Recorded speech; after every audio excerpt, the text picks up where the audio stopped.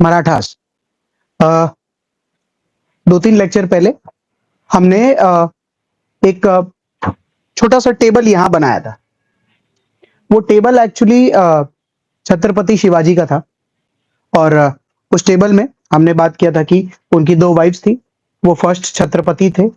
एक वाइफ के थ्रू उनको जो बेटा था शाहू, वो शांबाजी, माय बैड, वो सेकंड छत्रपति थे।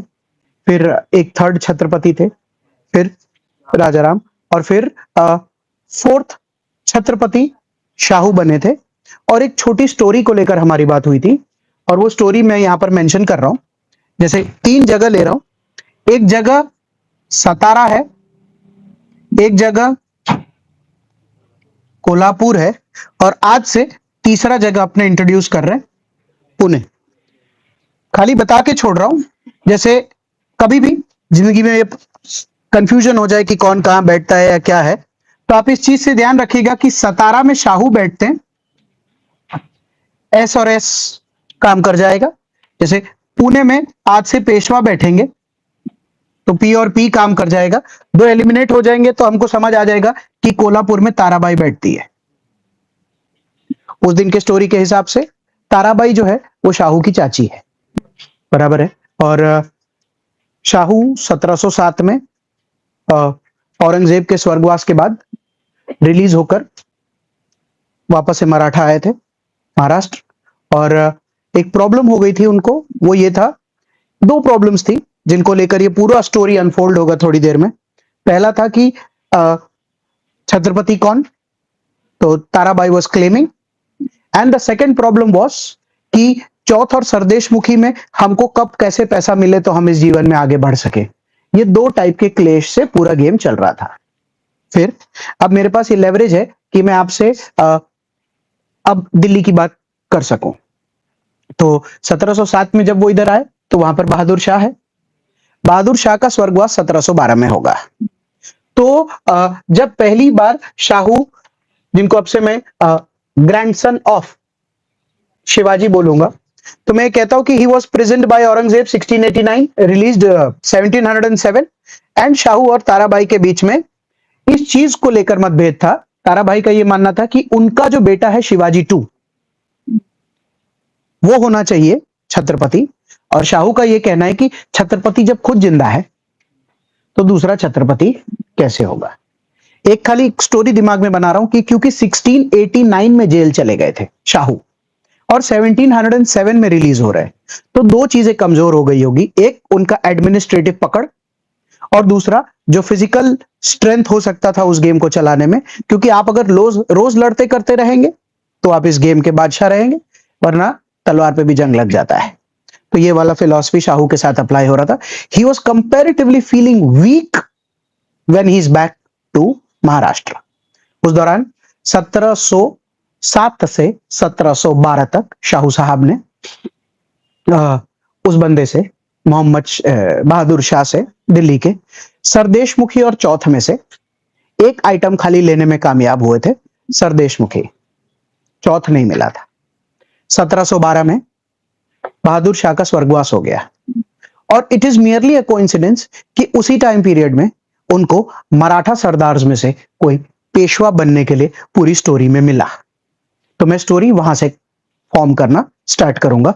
उस दौरान मेरे पास आज ये लेवरेज है कि जब भी मैं इन बंदों की बात करूंगा तो मैं आराम से आपसे ये बात कर सकता हूं कि उधर फिर सादत खान है ना, फिर उसने वहां पर अली वर्दी खान को ये बोला ना, फिर वहां पर मोहम्मद शाह बैठा है ना, फिर वहां पर रंजीत सिंह ये मना कर रहा है ना, वहां पर जय सिंह ये बोल रहा है ना। तो हमको खाली स्ट्राइक होना चाहिए। मैं पूरी कोशिश करूंगा कि वहां पर भी दो लाइन की स्टोरी पे अपने कोई बात कर सके।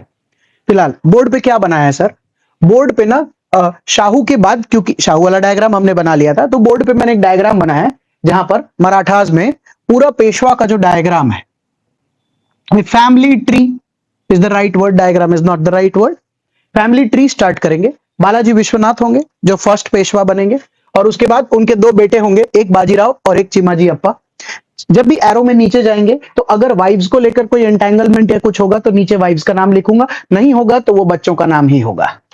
उसमें चिमाजी अप्पा का बेटा है सदाशिवराव भाऊ, और उस दौरान बाजीराव की 2 वाइफ्स हैं, एक काशीबाई और दूसरी मस्तानी। मस्तानी से उनको एक बेटा है शमशेर बहादुर, और काशीबाई से उनको 3 बच्चे हैं। एक का नाम है बालाजी बाजीराव उर्फ, जिनका लोग उनको प्यार से नाना साहेब पेशवा बुलाएंगे। एक है रघुनाथ राव और तीसरा है जनार्दन राव। ठीक है, हम फ्लो से ही जाएंगे। एक बार खाली मैं इंट्रोड्यूस कर रहा हूं कि हमारा फ्लो अगले कुछ टाइम के लिए कैसा रहेगा। फिर उसके बाद जब बालाजी बाजीराव लिया है नाना साहेब में, तो नाना साहेब के 3 बच्चे हैं। उसमें से एक है विश्वास राव, एक है माधव राव, एक है नारायण राव। उसी टाइम पीरियड में रघुनाथ राव का बेटा है बाजीराव 2, और बाजीराव 2 का बेटा है नाना साहेब पेशवा फिर से। सर जनार्दन राव का कुछ नहीं लिखा यार, वो स्टोरी में मेरे अभी काम के नहीं है, तो मैंने उस फैमिली ट्री को इधर ही रोक दिया है। उस दौरान ट्री में आगे यहां नारायण राव, स्पेस मेरे पास कम पड़ गई थी, तो नारायण राव के बाद मैंने एक और राजा की मेरे को जरूरत पड़ेगी, सवाई माधव राव की, और उसके बाद किसी प्रकार की ऐसी कोई, मतलब उनके साथ है नाना फडणवीस, ये प्लस है, ये उनके बाद नहीं है। इनके बाद करीब करीब स्टोरी खत्म हो जाएगी, ओरली बोल के भी बात किया जा सकता है। Nothing much to talk about after this, तो हम उस पर बात करेंगे। फिर दिस इज द प्लान। तो कैसे पढ़ने वाले आगे, एक बंदा, उनके बारे में स्टोरी, उनका स्वर्गवास होना, फिर वहां से नीचे जाएंगे या साइड पे जाएंगे, कोई ना कोई तरीके से उस चीज को किया जाएगा। Okay okay, starting with Delhi. क्योंकि बालाजी विश्वनाथ को मैंने 1713 से एक्टिव किया है गेम में, तो हम ये बात कर सकते हैं कि बालाजी विश्वनाथ के टाइम पीरियड में कुछ भी एग्जिस्ट नहीं किया करता। सर ये पेशवा मराठा वगैरह ये क्या सिस्टम था? सिस्टम ये था दोस्त कि इन लोगों को वो लड़ाकू लोगों में गिना जा रहा है। They are said to be the Maratha sardars. अगर किसी को भी किसी भी प्रकार की हायरिंग चाहिए, किसी को भी किसी भी प्रकार के एरिया को कब्जा करना है, और आपको कुछ दिन के लिए कोई ऐसा बंदा चाहिए जो आपको आर्मी में असिस्ट करके इस गेम को करा सके, वो वाला बंदों को मराठा सरदार्स बोला जाता था। उन मराठा सरदार्स का किताब ये कहता है कि किसी भी प्रकार का कोई एलिजियंस नहीं था। तो ये कौम काफी सालों से चली आ रही थी। इस कौम का कभी भी इस बारे में वास्ता नहीं था कि इनको किसी जगह पर राज करना है। तो उन्हीं कौम में से एक बंदा था बालाजी विश्वनाथ। हमने उनसे पूछा भाई अपने बारे में इंट्रोडक्शन दीजिए, तो उन्होंने कहा कि सर एक्चुअली राजवाज तो हमें भी नहीं करना है, पर क्या है ना कि कभी इनके लिए लड़ना, कभी उनके लिए लड़ना, कभी इस तरीके से लड़ना, वो लड़ना, मेरे को उस चीज में ना थोड़ी स्टेबिलिटी की जरूरत है। तो संजोग से सर मुझे पता चला है कि शाहू साहब को भी स्टेबिलिटी की जरूरत है। तो मेरी क्या इच्छा है कि मैं शाहू साहब को ये ऑफर करूं कि बोलो मैं सब कुछ ला के दूंगा, तो आपको चलेगा? और आपका साम्राज्य आपका हुआ, ताराबाई से झगड़ने का पूरा जिम्मेदारी मेरी, बाजू में निजाम को देखने की पूरी जिम्मेदारी मेरी, चौथ सरदेशमुखी सब कुछ मेरा देखने का, जानदर शाह से बात करने से लेकर जुल्फिकार खान से बात करने से लेकर जितना भी इधर उधर का रायता फैला है। और मेरा जो मेन एम है वो ये है कि मराठा को मेरे को कैसे भी करके राज्य से साम्राज्य बना के दे दूंगा मैं आपको। आप बोलो तो स्वाभाविक सी बात है शाहू साहब हाँ ही बोलेंगे कि अच्छा ठीक है, I don't have a problem. तो रिटर्न में पहली बार किसी मराठा सरदार ने ये बोला कि कोई टैग वैग मिलेगा क्या साहब, कोई जगह मिलेगी क्या बैठने की, कोई महल वगैरह या कोई ऐसी चीज? तो उन्होंने अरे बिल्कुल क्यों नहीं मिलेगा, कहां बैठना है बोलो। क्योंकि शाहू सतारा बैठा करते थे, पेशवा ने अपना एरिया पुणे चुना कि आप वहां बैठिए, आप सतारा। आप अगर बाजीराव मूवी भी देखेंगे रणवीर सिंह की, तो आप ये देखेंगे कि उनको बोला जाता है कि सतारा से बुलावा आया है, जाना पड़ेगा। तो बोलते कि मैं जा रहा हूं पुणे में, क्योंकि पुणे में शनिवार वाड़ा है, और शनिवार वाड़ा वो जगह है जहां पर पेशवा रहेंगे। और आप सतारा जाएंगे तो सतारा वाली जगह पर आपको छत्रपतियों का महल देखने मिलेगा, क्योंकि शाहू छत्रपति हैं। तो मैंने ऐसे ही बालाजी विश्वनाथ से पूछा कि आप फिर ग्रो कर जाएंगे तो फिर आपको क्या बुलाएंगे? तो वैसे तो लोग मुझे मुख्य प्रधान या मुख्यमंत्री बोलते हैं, पर शाहू साहब का यह कहना है कि आज के बाद हम पेशवा कहलाएंगे। आपका मेन नेम क्या रहेगा साहब? बोले वही the first minister to the king, कि किसी भी तरीके का कोई भी रणनीति से हमको मराठा एरिया को संभाल के भी रखना है जितना है, और over a period of time अगर हम उसको बढ़ाकर दे पाए तो हमको ये वाला काम भी करके देना पड़ेगा, साम दाम दंड भेद जिस भी तरीके से करके देना हो। तो मैं समझ गया कि ओवरऑल पेशवा का डिसेंट टाइम पीरियड तक रोल क्या रहेगा। और उसके बाद जब स्वाभाविक सी बात है जब शाहू साहब नहीं रहेंगे 1748 में, तो पेशवाई जो है वो उसमें किसी न किसी प्रकार का बदलाव आते दिखेगा। तो हम क्या करेंगे, स्टेप बाय स्टेप देखते हुए जाएंगे। फर्स्ट, बालाजी विश्वनाथ, इसीलिए मैंने कुछ डेट्स लिखा है, क्योंकि अगर कोई भी ऐसे बंदे हैं जिन्होंने प्रीवियस कुछ लेक्चर्स में अच्छा पकड़ है दिल्ली का, तो वो दिल्ली वाली बात को ठीक से समझ पाएंगे। तो इसीलिए बालाजी विश्वनाथ जब 1713 से 1720 है, so I am just writing on the board and we'll move ahead, कि 1713 में दिल्ली, अगर ये रहा दिल्ली, 1713 में दिल्ली में अगर देखते हैं तो दिल्ली में जहांगीर शाह मिलेगा। 1713 से लेकर 1719 देखते हैं तो दिल्ली में फारूक सियार मिलेगा। फारूक सियार के साथ हमको दिल्ली में एक और बच्चा भी मिलेगा, हमको दूसरा बच्चा भी मिलेगा, हमको तीसरा बच्चा भी मिलेगा, हमको मोहम्मद शाह भी मिलेगा। तो सॉरी, तीसरा ही मोहम्मद शाह है। Thank you, I like the confidence and the memory as well. फिर 1719 में फारूक सियार मिलेगा, एक बच्चा मिलेगा, दूसरा बच्चा मिलेगा, ये मिलेगा, और इधर इनको सैयद ब्रदर्स भी मिलेंगे, और सैयद ब्रदर्स के बाद इधर कौन मिलेगा, निजामुल मुल्क भी मिलेगा, और मोहम्मद अमीन खान भी मिलेगा। तो इस पूरे टाइम पीरियड को अगर मैं 1719 तक रखता हूं, तो मैं क्या देख रहा हूं, दिल्ली में 1713 से 1719 तक की जो भसड़ मची है, उसमें अगर आप या मैं बालाजी विश्वनाथ होते तो हम किस तरीके से नेगोशिएट करके इस काम को अंजाम देते। इस तरीके से हिस्ट्री पढ़ते तो याद रहता है, नहीं तो प्रीलिम में लिखा था ही डिड दिस, आदमी सोचता है किया था क्या, नहीं किया था। थोड़ा कैरेक्टर में जाओ ना, तुम होते तो करते ना, हाँ कर ही सकते थे तो टिक कर, तभी तो इंस्टिंक्ट स्ट्रांग होगा ना।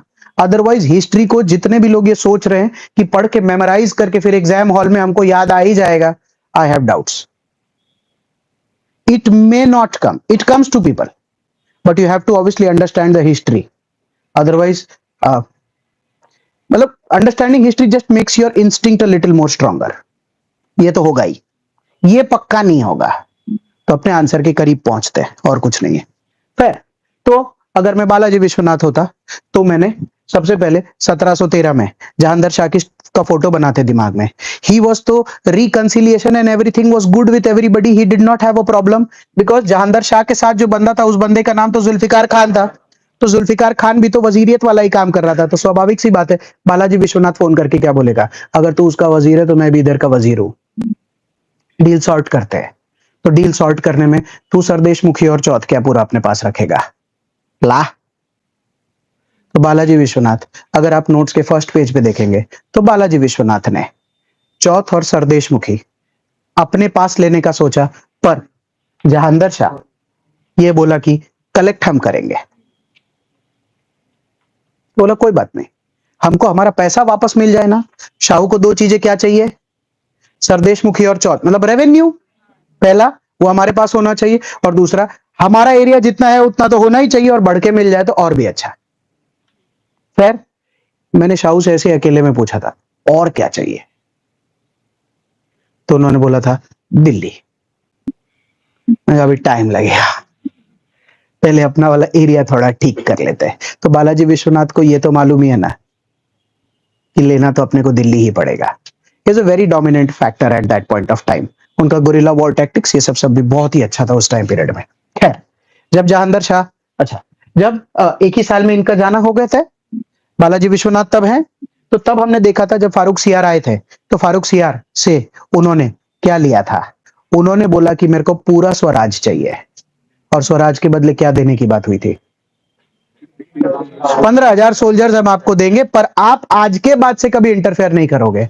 और स्वाभाविक सी बात है उसी टाइम पीरियड में बालाजी विश्वनाथ ने क्या किया कि अगर आप इस टाइम पर इंटरफेयर नहीं करेंगे ना, हम आपको 15,000 सोल्जर से दे दिया करेंगे।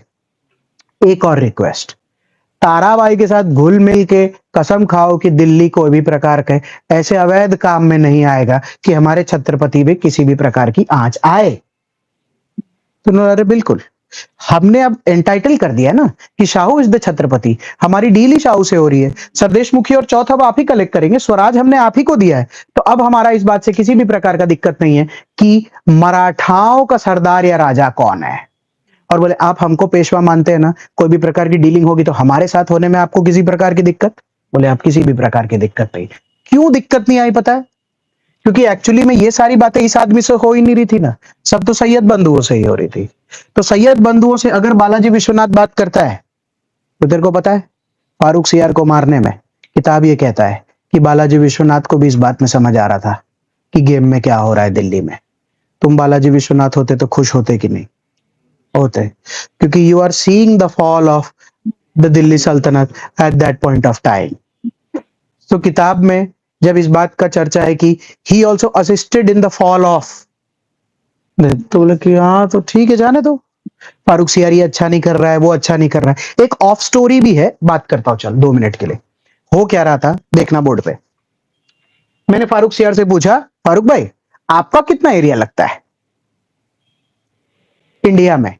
उन्होंने मेरे को क्या बोला, अबद्दू कोस्टल एरिया, ये सब जितना भी है, इधर वाला एरिया, निजाम वाला एरिया, कर्नाटक वाला एरिया, सुनना क्योंकि हमने उनसे 1717 में पूछा है,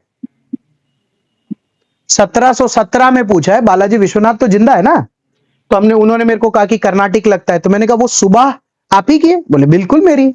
हमने कहा कि ये वाला निजाम हैदराबाद, अरे बोले अभी निजाम गया थोड़ी है, ये तो दिल्ली की, अभी दाऊद खान पन्नी आएगा ना डील करने के लिए। हाँ ये भी बात सही है। फिर हमने उनसे पूछा कि ये गुजरात वाला एरिया भी आपका ही लगता है क्या? बोले ऑब्वियसली, मैंने खुद दिया अजीत सिंह को as the governor of Gujarat. ये मालवा भी आपका लगता है? बोले हाँ ये भी आपका लगता है, अवध भी आपका लगता है, बंगाल भी आपका लगता है। सिंपल सी बात है। बालाजी विश्वनाथ को तो क्लियरली मालूम है ना कि जो आज मुगल का राजा है उसका ऑलमोस्ट पूरा हिंदुस्तान लगता है। और अगर वही बंदा फरमान दे दे टू द ब्रिटिश कि ठीक है आप हर जगह पर ट्रेड कर सकते हैं, तो मैं यह पूछ रहा हूं मराठाओं को कोस्ट लगता है क्या? उस कोस्ट पे उनको, जस्ट सेइंग 1713 हो रही है, उनको किन से प्रॉब्लम होती रहती होगी? पोर्टुगीज। क्योंकि हम कुछ लेक्चर्स बाद बात कर सकते हैं, प्रोबेबली द नेक्स्ट लेक्चर और व्हेनेवर टाइम परमिट्स, कि उनको पोर्टुगीज से प्रॉब्लम है, क्योंकि पोर्टुगीज 1498 में आए हैं। तो पोर्टुगीज लमसम लेते हैं, 1500 में आए तो 1713 हो रहा है। पोर्टुगीज रैंडमली बोल रहा है बालाजी विश्वनाथ तेरे को तो 5-7 साल ही हुए, मेरे को तो सिर्फ 2.25 साल, 250 हुए हैं। तो 250 साल से पोर्टुगीज यहाँ गोवा डोमिनेट करता है, सूरत डोमिनेट करता है, दमन डोमिनेट करता है, दीव डोमिनेट करता है, ये सब केरला के कोस्ट, कैलिकट, ये सब डोमिनेट करता है। और उसी टाइम पीरियड में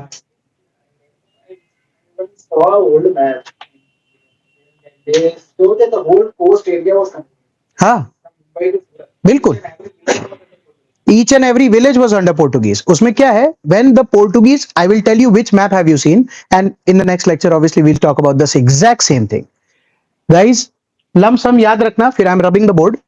1500 में इंडिया में पोर्टुगीज आए हैं और 1600 में इंडिया में ब्रिटिश आए हैं। ये जो 100 साल है ना, Portuguese, to people who are learning history properly, for the next 100 odd years India did not see any European trading company coming to India other than Portuguese। उनका इतना हाई डोमिनेंस था।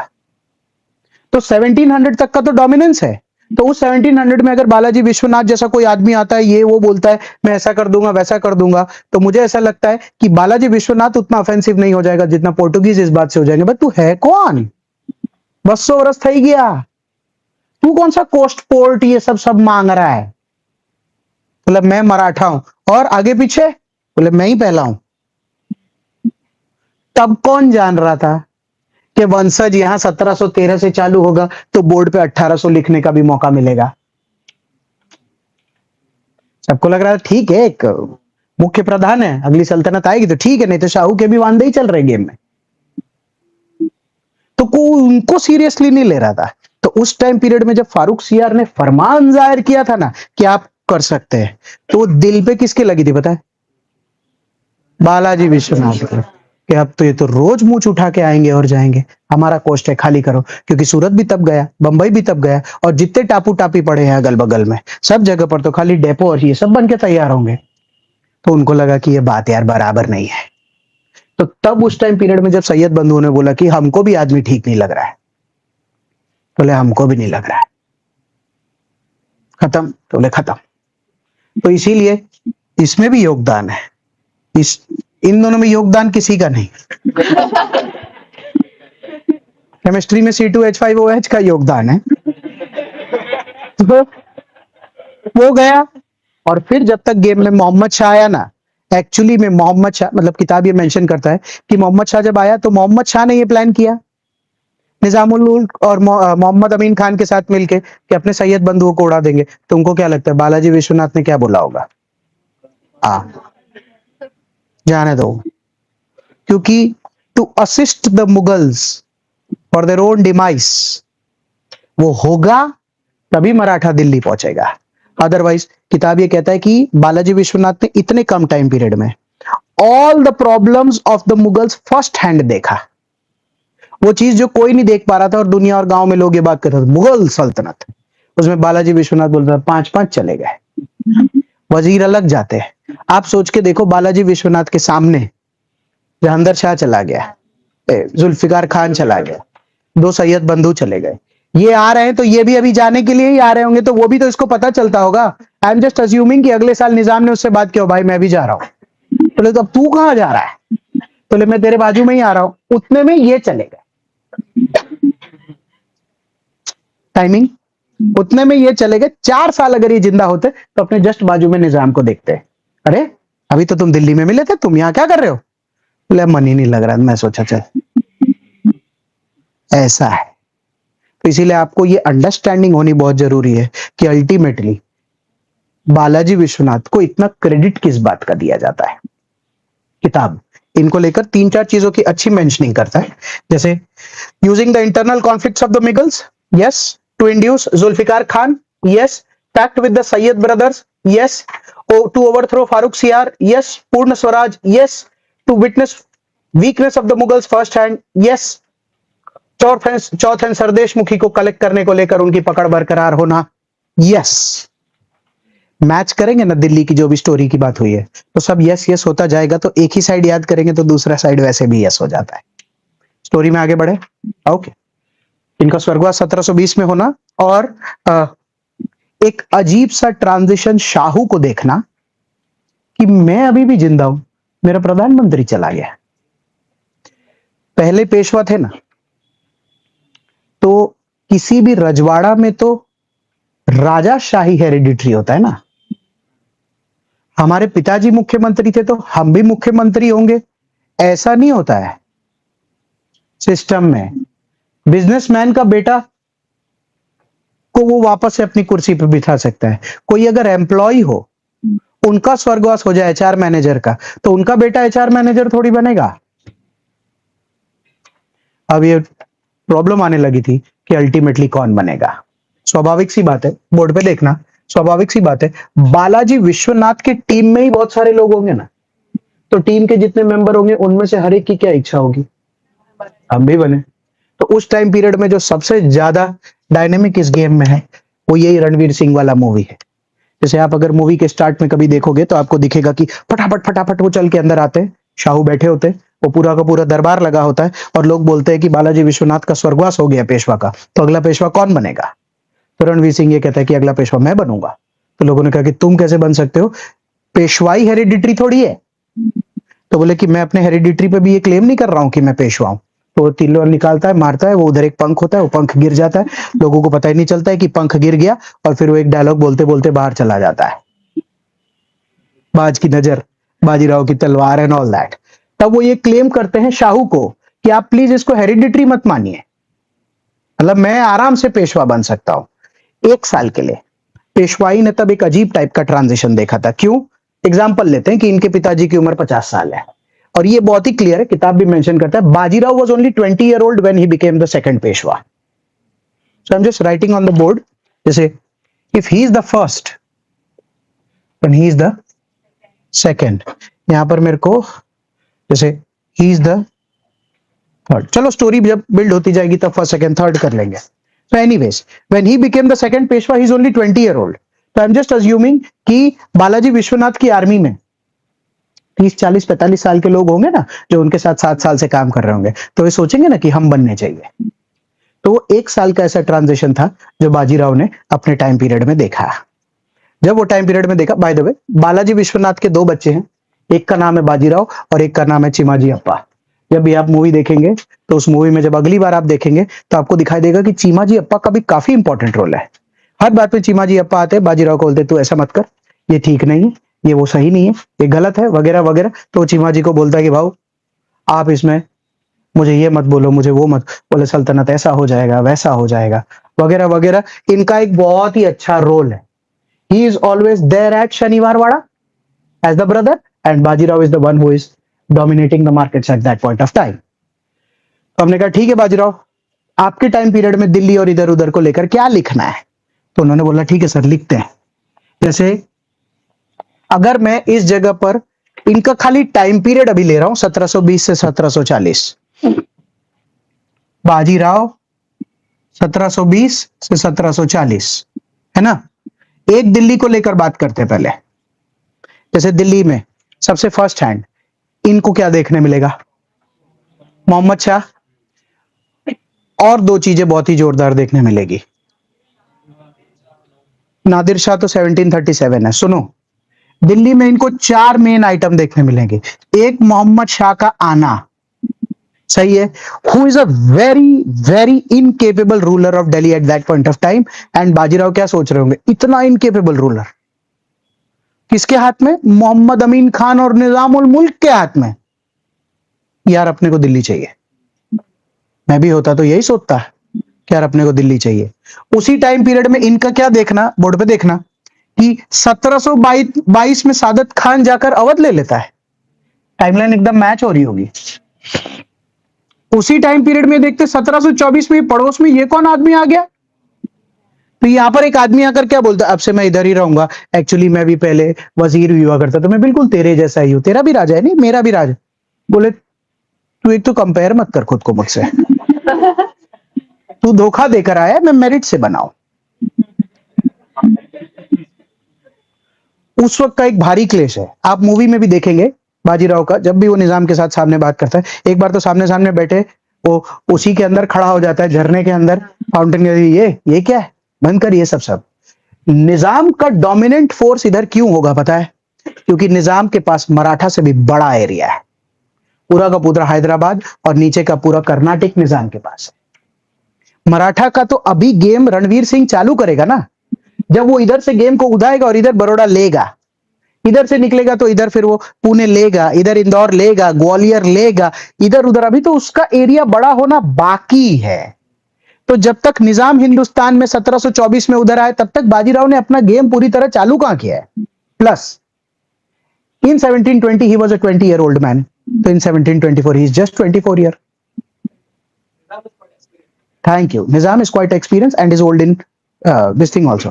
भाई निजाम जो दिल्ली में करके आया है, उसको अगर वर्ल्ड हिस्ट्री में मैच करें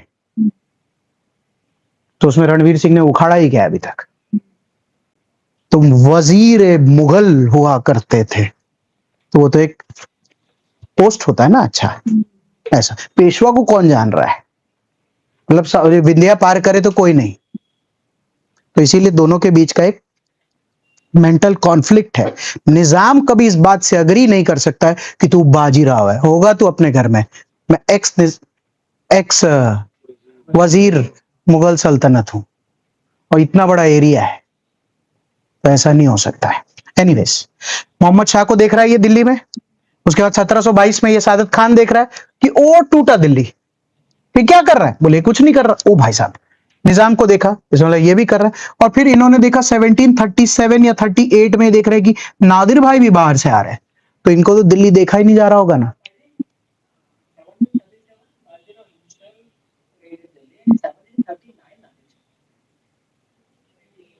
38 नादिर शाह के, हाँ मतलब जो भी, आई am just 37, 38 he will go to Delhi on the basis of Gwalior, because Gwalior is close to that. I am coming to that. पहले मैं एक एक करके ले रहा हूं। फिर तो इन्होंने अपनी लाइफ में लैंडमार्क दिल्ली में ये चार चीजें देखी। मैंने पूछा और रणवीर सिंह, और क्या क्या अच्छा बुरा हुआ है तुम्हारे साथ? तो इन्होंने मेरे को क्या बताया, सर मेरी जिंदगी पोर्टुगीज से लड़ने में गई है ना। क्यों? क्योंकि जब मराठा अपने आप को एक्सपांड करेगा और पुणे से बंबई की तरफ निकलेगा, और रणवीर सिंह भी टीपू सुल्तान जैसा ही केस है, उसको ज्यादा बातें समझ आती है, तो वो भी सोचेगा ना कि ये बंबई इनके पास क्यों है, ये 200 साल से इधर क्या कर रहे हैं, इनको हमारी भाषा बोलनी नहीं आती, कल्चर नहीं समझ आता, तो ये यहाँ पर क्यों कर रहे हैं? तो बोलेंगे क्यों, ये तो बाहर की साइड टापू पे बैठे हैं। टापू पे क्यों है? तो उसको पोर्टुगीज तो लड़ेंगे ही गेम में, क्योंकि आप पुणे से अगर आते हैं तो आप बंबई पहले आते हैं, बंबई से ऊपर आते हैं तो दमन आता है, दमन से ऊपर आते हैं तो सूरत आता है, तो ये कोस्टल के सारे एरियाज इनके पास क्यों है? और उसी दौरान इस बंदे को ब्रिटिश भी लड़ेंगे, तो इसीलिए उसको पोर्टुगीज भी लड़ेंगे, उनको ब्रिटिश भी लड़ेंगे, ऑन द वेस्ट कोस्ट। उसी टाइम पीरियड में ईस्ट साइड पे देखेंगे तो उनको निजाम लड़ेंगे, लड़ेंगे ही, क्यों नहीं लड़े। और एक उनका पर्सनल एक्सपांशन प्लान, जिसमें उनका प्लान ये है कि जो जो भी आइटम ब्रिटिश के पास है, या फिर जो सॉरी ब्रिटिश ने, जो जो भी आइटम मुगल्स के पास है, चलो अब उसको पाना शुरू करते हैं। तो एग्जांपल ले रहा हूं, शाहू जिंदा है, शाहू विल डाई 1748। तो अगर वो शाहू से पूछेंगे कि पापा ने आपके लिए अच्छा किया, बताइए मैं आपके लिए क्या करूं, तो थोड़ा ऊपर बढ़ाओ, थोड़ा बड़ा करो, थोड़ा दिल्ली विल्ली लाके दो। तब धीरे धीरे जब इस तरफ की तरफ आगे बढ़ेंगे पुणे से, तो इसीलिए बड़ौदा मिलेगा। जब इधर जाएंगे तो पुणे मिलेगा, सॉरी माय बैड, नागपुर मिलेगा। जब यहां जाएंगे तो इंदौर मिलेगा, यहां जाएंगे ग्वालियर मिलेगा। सही है। अगर निजाम के साथ लड़ेंगे और निजाम से जीतेंगे, जो 2 बार हुआ और जीते, तो निजाम से क्या मांगेंगे? आपका सरदेश मुखी और चौथ कलेक्ट करके मेरे को देना चालू करो। तो मेरा तेरे को देना तो मैं क्या रखूं? चलो तेरी प्रॉब्लम है, हार जीत में हमको चाहिए, इसीलिए रणवीर सिंह को लेकर। अच्छा, फिर ये यहां भी तो जाएंगे, बुंदेलखंड। जैसे जय सिंह कब तक है? 1743। तो 1743 में आपको लगता है कि रणवीर सिंह मरने के 3 साल पहले तक आमेर पहुंचे हों? जो मालवा लेगा वो आमेर से ही लेगा ना, तो दखल अंदाजी तो है। जो बड़ौदा या गुजरात लेगा वो जोधपुर से ही लेगा ना। तो इनका तो क्या है कि इनका मारवाड़ में भी इंटरफेरेंस है, इनका आमेर में भी इंटरफेरेंस है, और इनका निजाम में भी इंटरफेरेंस है, इनका पोर्टुगीज में भी इंटरफेरेंस है, और सबसे यूनिक इनका कर्नाटिक में भी इंटरफेरेंस है। क्योंकि आप होते या मैं होते, अगर एस्पायर कर रहे होते, तो हम पूरा ग्रो करते हैं जिस भी जगह पर है। इधर से साउथ की ओर जाएंगे तो कर्नाटक जाना बनता है, और इधर से नॉर्थ की तरफ जाएंगे तो दिल्ली जाना बनता है। इसीलिए जब वो बोल रहे थे कि रणवीर सिंह, सॉरी बाजीराव जब दिल्ली पहुंचता है, तो दिल्ली इसीलिए पहुंचता है क्योंकि 1738-39 तक ये समझ आने लगता है कि ग्वालियर पहुंच गए ना, तो अब दिल्ली जा सकते हैं। क्योंकि ग्वालियर में जो सिंधियास बैठते हैं वो एक्चुअली कौन है? वो इनके भाईबंद ही तो है। So why not? So that's the whole plan. The book talks about Balaji Bajirao, sorry, Bajirao one as, and इनकी तारीफ में कुछ और, जैसे it is said that he had the greatest guerrilla war tactics. Shivaji अपने टाइम पीरियड में ग्रेटेस्ट गुरिल्ला वॉर टैक्टिक्स कहा जाता था। होता क्या है इसमें? जंगल में जब आप अच्छे से एम्बुश करके किसी को भी मात दे देते हैं गेम में, उसको गुरिल्ला वॉर टैक्टिक्स बोलते हैं। छुप के अचानक से स्ट्रेटेजिकली उस काम को अंजाम देना। गुरिल्ला वॉर्स आज इंडिया में बहुत सारी जगहों पर सरकार के खिलाफ, और सरकार भी अलग अलग तरीके से लड़ खेल रही है। तो one of the greatest guerrilla war tactics person at that point of time. उसके अलावा it is written that he took Malwa, he took Gujarat, he took Bundelkhand. समझ में आना चाहिए। गायकवाड़, होलकर, सिंधिया, भोसले, उन लोगों को बिठाना, निजामुल मुल्क के खिलाफ दक्कन की लड़ाई लड़ना, और उसी दौरान कोल्हापुर वाले निजाम के साथ जाके बालाजी के खिलाफ लड़ना ऑब्वियस है। आई रिपीट, कोल्हापुर वालों का निजाम के साथ जाकर बाजीराव वन के खिलाफ लड़ना ऑब्वियस है। क्योंकि कोई भी तरीके से ताराबाई या शिवाजी टू कोई भी सपोर्ट आजू बाजू से मिल जाए तो कर सकते हैं। अगर मैं इस जगह पर बैठा होता और मैं ताराबाई होता, तो मेरे को सबसे स्ट्रॉन्गेस्ट बंदा पड़ोस में निजाम ही नजर आता, क्योंकि उनका रेज्यूमे बहुत स्ट्रांग है। तो ऐसा हमको लगता है कि ये कुछ पक्का करके दे सकते हैं, चलो इनका साथ देते हैं। और निजाम को भी हमेशा ये रहता है कि अपने अगर इस जगह पर आए तो अपनी टेरिटरी को एक्सपांड करें। इनमें से कुछ भी नहीं हुआ against the Portuguese.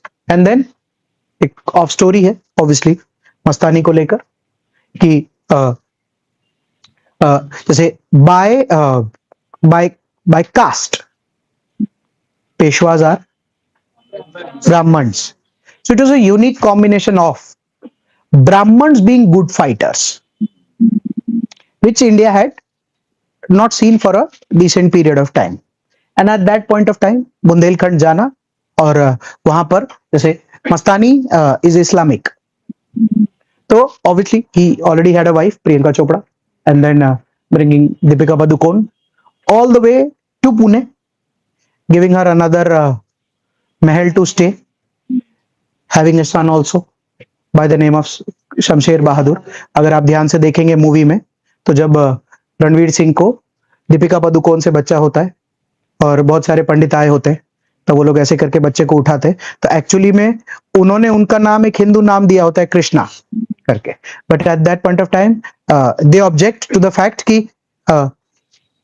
He is not your son, he is your son, क्योंकि this is your lineage, this is not your lineage, but in his personal life he considered this also as his lineage, so he said कि अगर ठीक है, अगर ऐसा वाला नाम नहीं होगा तो फिर वही नाम देंगे जो इस नस्ल का है, तो इसीलिए उनका नाम शमशेर बहादुर उस टाइम पीरियड में रखा किया गया था.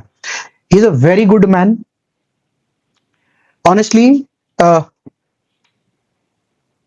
सी if you see on the board, Kashibai Mastani, Mastani का बेटा शमशेर बहादुर, काशीबाई का बेटा बालाजी, तो ये दोनों टेक्निकली भाई हैं, स्टेप ब्रदर्स.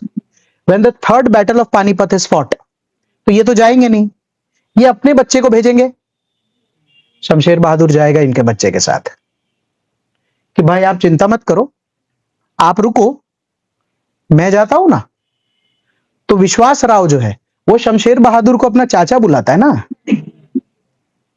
समझ आ रहा है. और उसी टाइम पीरियड में शमशेर बहादुर का जो बेस्ट फ्रेंड था वो सदाशिव राव भाऊ था. क्यों? क्योंकि रणवीर सिंह की दोनों वाइफ से जो ये दोनों बच्चे थे, तो उसी तरह चीमाजी अप्पा का भी तो ये बच्चा है. तो अगर आप ध्यान से देखें तो बोर्ड पे देखना, सदाशिव राव, शमशेर बहादुर एंड बाजीराव, ये लोग एक ही टाइम पीरियड के बंदे हैं ना.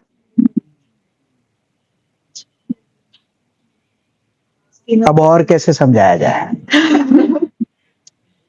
एक ही टाइम पीरियड के बंदे, तो ये तो जाएंगे नहीं पानीपत, ये जाएंगे चीमाजी अप्पा का बेटा. अगर पानीपत मूवी जो अभी आशुतोष गवारीकर साहब की आई थी, अगर वो आप देखते हैं तो उसमें जो अर्जुन कपूर ने जो रोल प्ले किया है वो सदाशिव राव भाव का ही रोल प्ले किया है. देखना तब भी पता चलेगा ऐसा. So he is same age, he is same age, he is same age, ये लोग दोनों इमीडिएट लेवल पर बच्चे हैं ऐसा. सो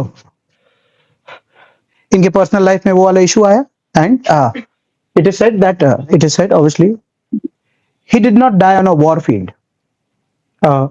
अगर 1720 में 20 की उम्र है तो 1740 में 40 की उम्र है.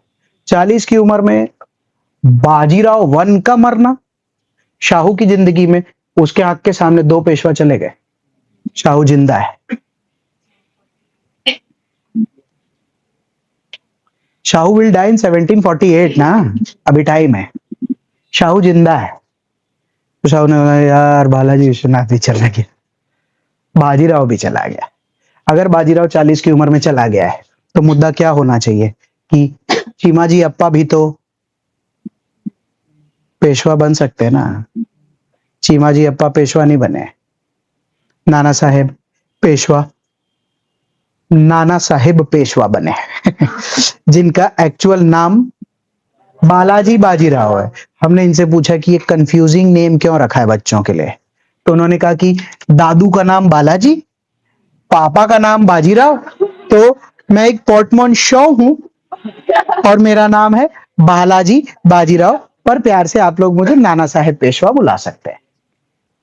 ये प्रियंका चोपड़ा का बड़ा बेटा है. फिर पिताजी के स्वर्गवास के बाद ऑब्वियसली वापस से ये वाला क्लेश पैदा हो गया था कि कौन पेशवाई बनेगा. अगर पेशवाई बालाजी बाजीराव को दे दी गई है, अगर, जो कि दे ही दी गई है, तो इसका मतलब पेशवाई तो हेरिडिटरी हो गया,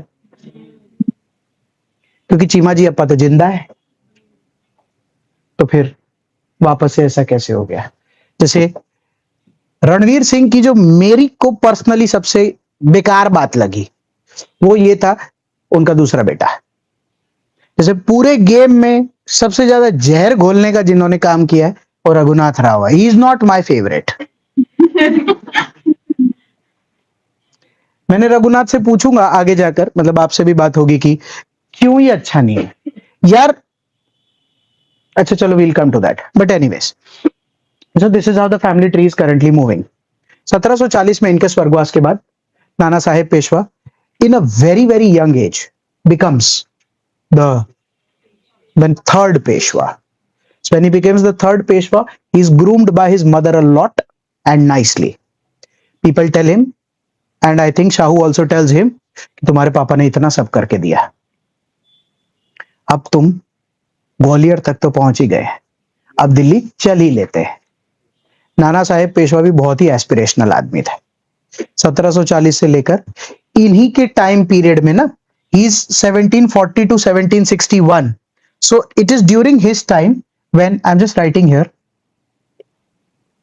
Shahu dies, है ना? तो इसीलिए सतारा खाली और पेशवाई पूर्ण रूप से हेरिडिटरी। तो आगे जाकर एक बात होगी अपनी कि ये जितने भी लोग इसके बाद अपने आप को पेशवा और मराठा बोलेंगे, एक्चुअली ये छत्रपति नहीं है, ये मुख्य प्रधानों का वो है ना। छत्रपति की तो लीनिएज ही खत्म हो गई है। ये शिवाजी का लीनिएज नहीं है, ये बालाजी विश्वनाथ का लीनिएज है। अंग्रेजी हुकूमत एक टाइम पीरियड में बेइज्जती करने के लिए,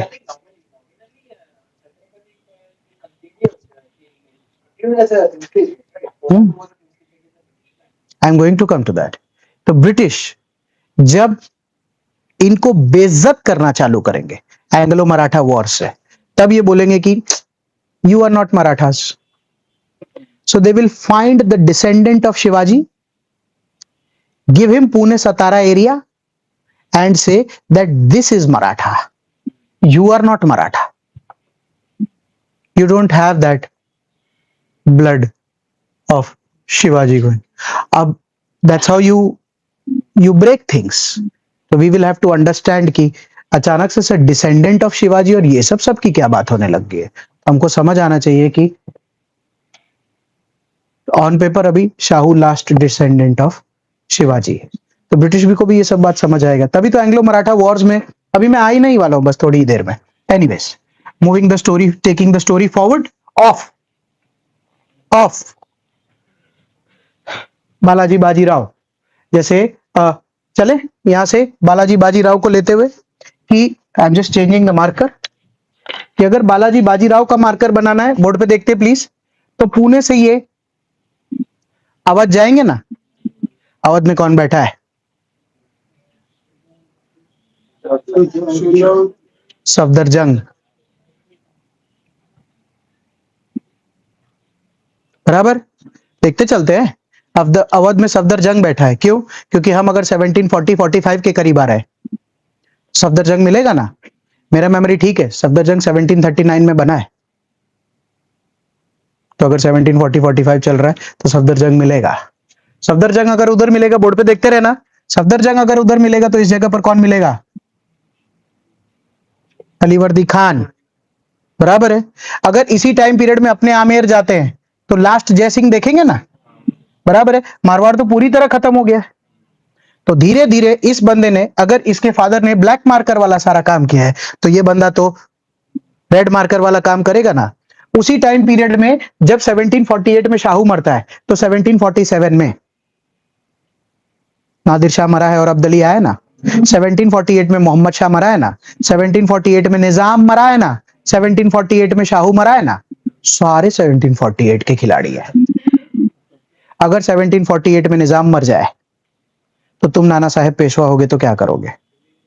ले लेंगे, वो भी यही कोशिश करेगा। पर संजोग से उस टाइम पीरियड में क्या प्रॉब्लम हो गई थी, निजाम वाला एरिया लेने कौन आ गया था? फ्रेंच। डुप्लेसी पहुंच जाएगा, उनके खुद के फैमिली में इतने सारे फ्यूड्स हो जाएंगे। तो जब नाना साहेब पेशवा क्या करेगा कि जाना तो पड़ेगा, निजाम चला गया है, अपने को ये एरिया तो चाहिए। जब नाना साहेब पेशवा 1750-52 में ये वाले एरिया पहुंचेगा तो उसको फ्रेंच मिलेंगे ना इधर। तो मैं खाली लिख रहा हूं इधर कि इसको यहां पर फ्रेंच भी मिलेंगे, इसको यहाँ निजाम भी मिलेंगे। अगर आप नाना साहेब पेशवा होते तो 1755 1760 में मैसूर या कर्नाटक की तरफ जाते क्या?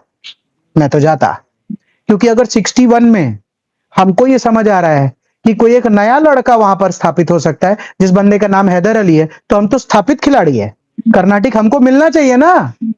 तो इसीलिए आप आगे जाकर देखेंगे कि हमेशा हैदर अली को इस बात से और मराठाओं को भी इस बात से बहुत प्रॉब्लम होती है। मैं खुद पूछता हूं हैदर और मराठा इतना लड़ते क्यों हैं?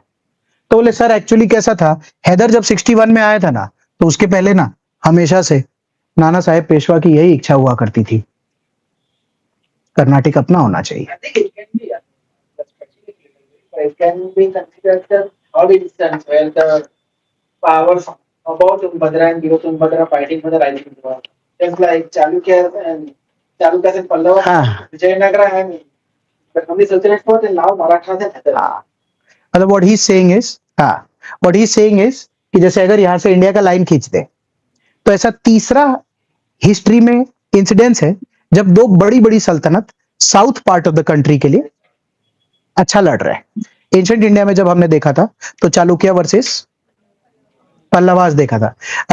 हिस्ट्री ऑप्शनल 2024 का जो पहला पेपर था which took place yesterday, day before yesterday, this was the question asked regarding the Pallavas and this forming. जैसे there was another question asked about why the Marathas are not being able to dominate for a long period of time and the fall of Marathas and everything. History optional में. So coming back to that, 3 बार ऐसा हुआ है, या तीसरी बार है ये, जब south के इन एरियाज के लिए लड़ रहे। एक जो पल्लवा वर्सेस चालुक्य की हमने बात की, एक मिडिवल इंडिया है जिसकी अभी हम बात नहीं कर रहे, but Bahmani kingdom and Vijayanagar kingdom उसी टाइम पीरियड में अपने आप को एस्टेब्लिश करते उधर ही बड़ा होने के लिए। और तीसरा इट इज बिटवीन, हाँ it is between Marathas and, it is less of Nizam, actually it is more with the Europeans कि who will dominate at that, because Nizam time period ही बहुत छोटा रहा। 24 से 48 50 तक में तो गेम आया, और जब तक नाना साहेब पेशवा 1950 52 के बाद गेम चलाने लगे, निजाम के सोचना बच्चे और पोतों में झगड़ा हो गया है। स्टोरी कल या परसों में मैं लूंगा डिटेल में, क्या मुजफ्फर जंग के साथ हुआ, क्या नासिर जंग के साथ हुआ, but that will take. But coming back to the story, red marker से तुमको अप्रिशिएट होना चाहिए कि नाना साहेब पेशवा अपनी जिंदगी में क्या कर रहा है। वो अजीत सिंह वाले एरिया में भी मजे लेगा, जय सिंह वाले एरिया में भी लेगा, ये वाले तो उनके पापा कैप्चर कर ही चुके, तो इसीलिए वो सफदरजंग के पास भी जाएगा, अली वर्दी खान के पास भी जाएगा। खाली ऑफ टॉपिक मेंशन कर रहा हूं, मेरे को पढ़ाने की इच्छा नहीं है कि वो उड़ीसा पर भी अपना दबदबा जमाने की कोशिश करेंगे। जब उड़ीसा पर दबदबा जमाने की कोशिश करेंगे, निजाम के साथ फ्रेंच के साथ इन्वॉल्व होने की कोशिश करेंगे, नीचे कर्नाटक जाने की कोशिश करेंगे, इधर से खाली घुमा रहा हूं पोर्टुगीज वाले एरिया को भी करने की कोशिश करेंगे। तब मैंने उनसे पूछा कि दिल्ली को लेकर कुछ बात कीजिए ना प्लीज। तो उन्होंने कहा कि यार एक्चुअली दिल्ली में एक छोटा सा गैप है। तो हमने उनसे पूछा कि क्या गैप है, पहले क्लास के बच्चों को अच्छे से समझाओ, सुनना। बोला सर एक्चुअली दिल्ली में क्या हुआ है, क्योंकि पानीपत प्लॉट करना है। दिल्ली में क्या हुआ है सर, 1748 में मोहम्मद शाह का स्वर्गवास हो गया। तो हमने कहा मुद्दा क्या है, तो बोले कि सर 3 पार्ट में लेते हैं ना। हमने कहा लो, तो बोला कि एक अफगान लेते हैं, एक दिल्ली का जो नेक्स्ट राजा होगा वो लेते हैं, और बोला और एक दिल्ली का वजीर को लेकर बात करते हैं। हमने कहा मुद्दे पे आओ। तो बोले सर एक्चुअली मोहम्मद शाह के स्वर्गवास के बाद जो अफगान है दिल्ली में जो आएगा, उस बंदे का नाम है अहमद शाह अब्दाली। हमने कहा फेयर, कैसा लग रहा है, तो बोले कि अच्छा नहीं लग रहा। हमने कहा उस वक्त दिल्ली का राजा कौन है, नहीं है, शाह आलम टू इज 1759। तो उन्होंने क्या बोला पता है मेरे को, सर यहां से लेकर 1759 तक दिल्ली का सल्तनत वर्चुअली एम्प्टी है, क्योंकि मोहम्मद शाह अपने बाद किसी को बिठा के नहीं गया ना सही तरीके से। सर नहीं ये भी बात सही है। तो हमने उनसे पूछा अब्दली भाई तो आते जाते रहते हैं, मोहम्मद शाह के बाद दूसरा बंदा बैठा नहीं है, तो फिर दिल्ली पे अगर किसी से बात करनी है तो कौन बैठा है। वजीर का नाम है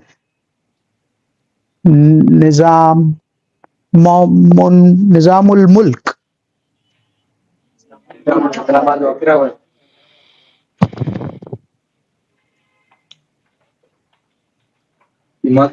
इमादुल मुल्क, मैं इमाद ही बोल रहा हूं। वजीर बैठा है। तो हमने इनसे पूछा कि वो तो ठीक है, बोर्ड पे देखते प्लीज, बोर्ड पे देखते प्लीज, कि वो तो ठीक है, आप बताओ ना अपना प्लान। तो उन्होंने बोला कि मुझे फोन आया था। किसका? सफदर का। सफदर क्या बोल रहा था? बोले कि 50 लाख रुपए ले लो, मैं आपसे क्या रिक्वेस्ट कर रहा हूं, गद्दी खाली है, आप आओ बैठो, हमको कोई दिक्कत नहीं है। तो मैंने कहा कि वो आपको किस चीज के लिए फोन कर रहा था? तो बोले यही 3 चीजें है ना, देखना बोर्ड पे। वो हमको ये बोल रहा था कि इसको हटाना है, ये जगह भरनी है, सही है। और वो हमसे कह रहे थे कि वो हमको पंजाब और सिंध का दे देंगे। तो बोले कि एक्चुअली में अगर कौशल सर आप इसके बाद मार्कर का यूज करें, तो देखना बोर्ड पे, फिर ये मार्कर काम का नहीं रहेगा। तो वो मुझे कह रहे थे कि वो मुझे अजमेर दे देंगे, वो मुझे आगरा दे देंगे, वो मुझे पंजाब और सिंध दे देंगे, और वो मुझे दिल्ली दे देंगे। यही डील था ना। तो हमने कहा कि आपने क्या किया? तो बोले कि एक्चुअली में मुझे एक बंदे का फोन आ गया था, उस बंदे का नाम है इमादुल मुल्क, और उसने मुझसे कहा कि मैं वजीर बात कर रहा हूं। हमने कहा कहाँ का? तो बोले दिल्ली का। मैंने कहा अभी मुझे फोन आया था सफदर जंग का, वो कह रहा था कि वो वजीर है दिल्ली का। बोले वो तो नवाब है ना अवध के। तो इसने मेरे को ऑफर किया कि मैं आपको दिल्ली भी देता हूं, और मैं आपको मेरी तरफ से अवध और इलाहाबाद भी देता हूं। तो फिर नाना साहेब पेशवा ने इसको अपना दोस्त चुन लिया, और इसने एक कसम खाई थी कि मैं कसम खाता हूं नाना साहब, मैं आपको अब्दली से दिल्ली दिला दूंगा, पक्का। तो नाना साहब ने बोला काम चालू करो। तो इसीलिए अब इस मार्कर के हिसाब से ये वाला एरिया किसका हुआ? नाना साहेब पेशवा का। तो इसीलिए सफदर जंग तो उतना खूबसूरती से अगले बंदे को अवध दे के जा ही नहीं पाया। और वो अगला बंदा कौन है? शुजाउद्दौला। तो मैंने शुजाउद्दौला से पूछा अवध तेरा है? बोला कि कहने को तो मेरा है। इसीलिए तो शुजाउद्दौला बैटल ऑफ पानीपत में अगेंस्ट नाना साहेब पेशवा लड़ेगा ना, जिनको भी चैलेंजेस आ रहे हैं लाइफ में मेमोरी के, keep enjoying, keep listening, you may get to see the video again, and obviously book talks about everything. It just Buxar, Shujauddaula fought too. So in the previous lecture when we were talking about Awadh, so I had written 2 battles of Shujauddaula, है ना? I am done with Awadh, अब मैं repeat नहीं, I am not going back, I have to move ahead, क्योंकि नाना साहेब पेशवा के बाद अभी तो इतना सारा बाकी है मुझे। Anyways, so नाना साहेब पेशवा का पूरा स्टोरी हुआ। In the previous lecture, someday somebody was asking me as to talk about all the people of Battle of Panipat. So I said ki when we come to Marathas the next time, you will already have the characters of who is going to fight Panipat against Nana Sahib Peshwa, or for that matter, Marathas. That is obvious. So, going by the book, when Shahu will die, Peshwa hereditary हो जाएगा।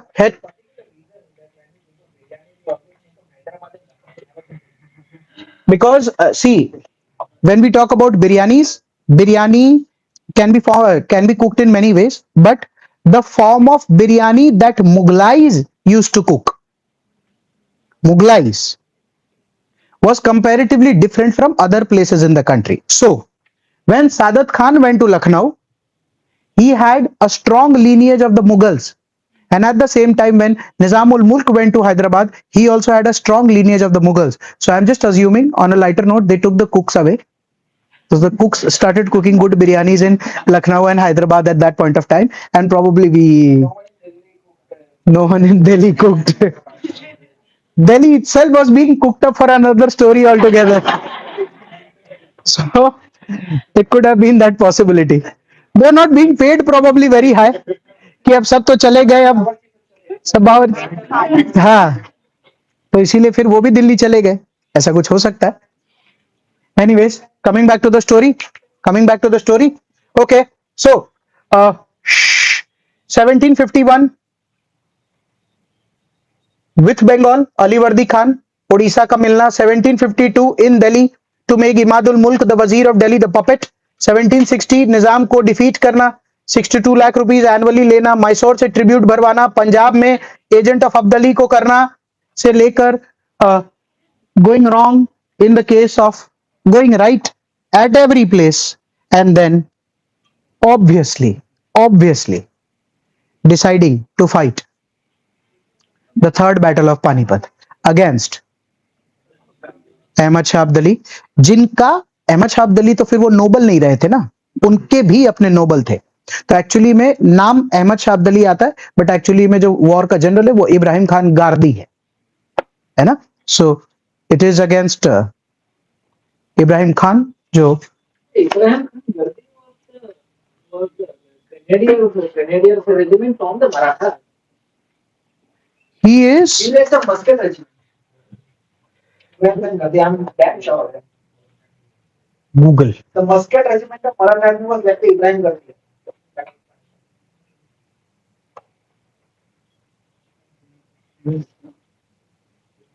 हाँ I mean, one man check on Google. हाँ,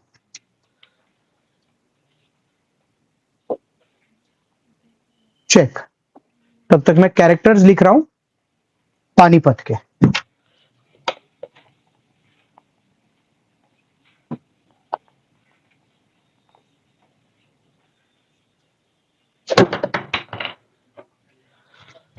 okay, Panipat,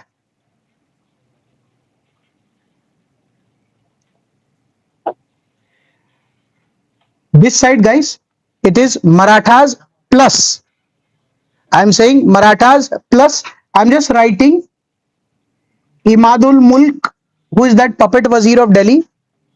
I am just writing Shamsher Bahadur here, and from the Maratha side we are putting Vishwas Rao here, and on the board itself is mentioned, तो हमको ज्यादा लिखना नहीं पड़ेगा इस side. Sadashiv Rao Bhau is going to go to the battle of Panipat, Shamsher Bahadur is going to go to the battle of Panipat, and Vishwas Rao is going to go to the battle of Panipat. जैसे if ever you see the movie Panipat, तो ऐसा movie में भी है और किताब भी ये कहता है कि नाना साहेब पेशवा का दबदबा इतना अच्छा हो गया था कि उस टाइम पीरियड में अगर वो अपने सबसे बड़े बेटे को पानीपत लड़ने भेजते और तब अगर विश्वास राव जीत जाते बैटल, तो ये ऑब्वियस हो जाता कि नेक्स्ट पेशवा कौन होगा, ऐसा। और उस टाइम पीरियड में कहानी ये कहती है कि इतना कोई सोच नहीं रहा था कि अहमद शाह अब्दली का क्या वर्चस्व होगा या उस टाइम पीरियड में क्या बैकस्टैबिंग हो जाएगी बाकियों की तरफ से। तो सदाशिव राव भाव, इनकी तारीफ में भी बहुत सारी जगहों पर लिखा है, मतलब he was too good in the game. Shamsher Bahadur was also good at that point of time. तो ऐसा था कि मिला जुला के they can win the battle of Panipat. And क्योंकि देखो over a period of time, अगर आप बालाजी विश्वनाथ से देखो, उसके बाद बाजीराव से देखो, और उसके बाद नाना साहेब पेशवा का खुद का 21 ईयर्स का करियर देखो, तो आपको ये समझ आएगा कि एक्सपांशन ही हो रहा था। और तब क्योंकि दिल्ली का कोई राजा नहीं था टेक्निकली, और तब क्योंकि अहमद शाह अब्दली बाहर से आ और जा रहे थे, और तब वर्चुअल लेवल पर ऐसा था कि और लोग भी साथ दे देंगे, तो इसीलिए थर्ड बैटल ऑफ पानीपत काफी ऑब्वियस वाली फीलिंग दे रहा था कि मराठा चाहे तो with all the resources, tactics and everything उस बैटल को जीत सकता है। बराबर। अगर यहां पर मैं वर्सेस लिखना शुरू करता हूं, तो वर्सेस में कैसा है कि मुझे दिल्ली लिखना पड़ेगा, बोर्ड पे देखते जाना प्लीज, क्योंकि मुझे शाह आलम टू दिल्ली लिखना पड़ेगा, है ना। फिर उसके साथ अब्दली तो मैं लिख ही देता हूं, और फिर आसपास के एरियाज अगर देखते हैं तो मुझे अवध लिखना पड़ेगा। तो अवध में किसका नाम लिखूंगा? Shujauddaula.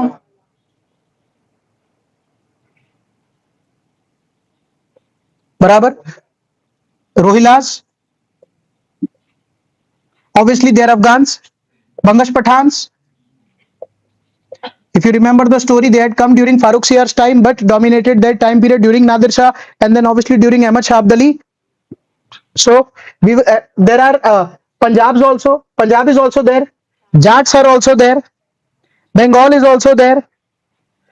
The Rajputs are also there because after the death of Jai Singh, Nana Sahib Peshwa or probably the Marathas started interfering in the Rajputana segment also. So the Rajputs will also be there. Jats. I was coming to that. They did not technically fight the battle की उस side सामने की side. ये ऊपर वाले तो battle के अंदर है जो फील्ड पे, ये सारे के सारे उस बाजू ही खेल रहे हैं. तो एग्जाम में क्या होता है, जब प्रीलिम्स वगैरह के एग्जाम में हम यही नाम लिखकर पूछते हैं, तो फिर क्वेश्चन को दो ध्यान से देखते हैं कि विच साइड करके पूछते हैं, तो फिर ये टिक होंगे. अगर बोले were there on the battlefield, तो इनमें से कुछ बैटलफील्ड पे है, कुछ बैटलफील्ड पे नहीं है. मैं अभी स्टोरी बिल्ड कर रहा हूं क्योंकि मेरे को मराठा को खत्म कर, या बैटल ऑफ पानीपत के बाद इंडिया ने जो ट्रांजिशन देखा ना उस बैटल के बाद, वो लैंडमार्क था.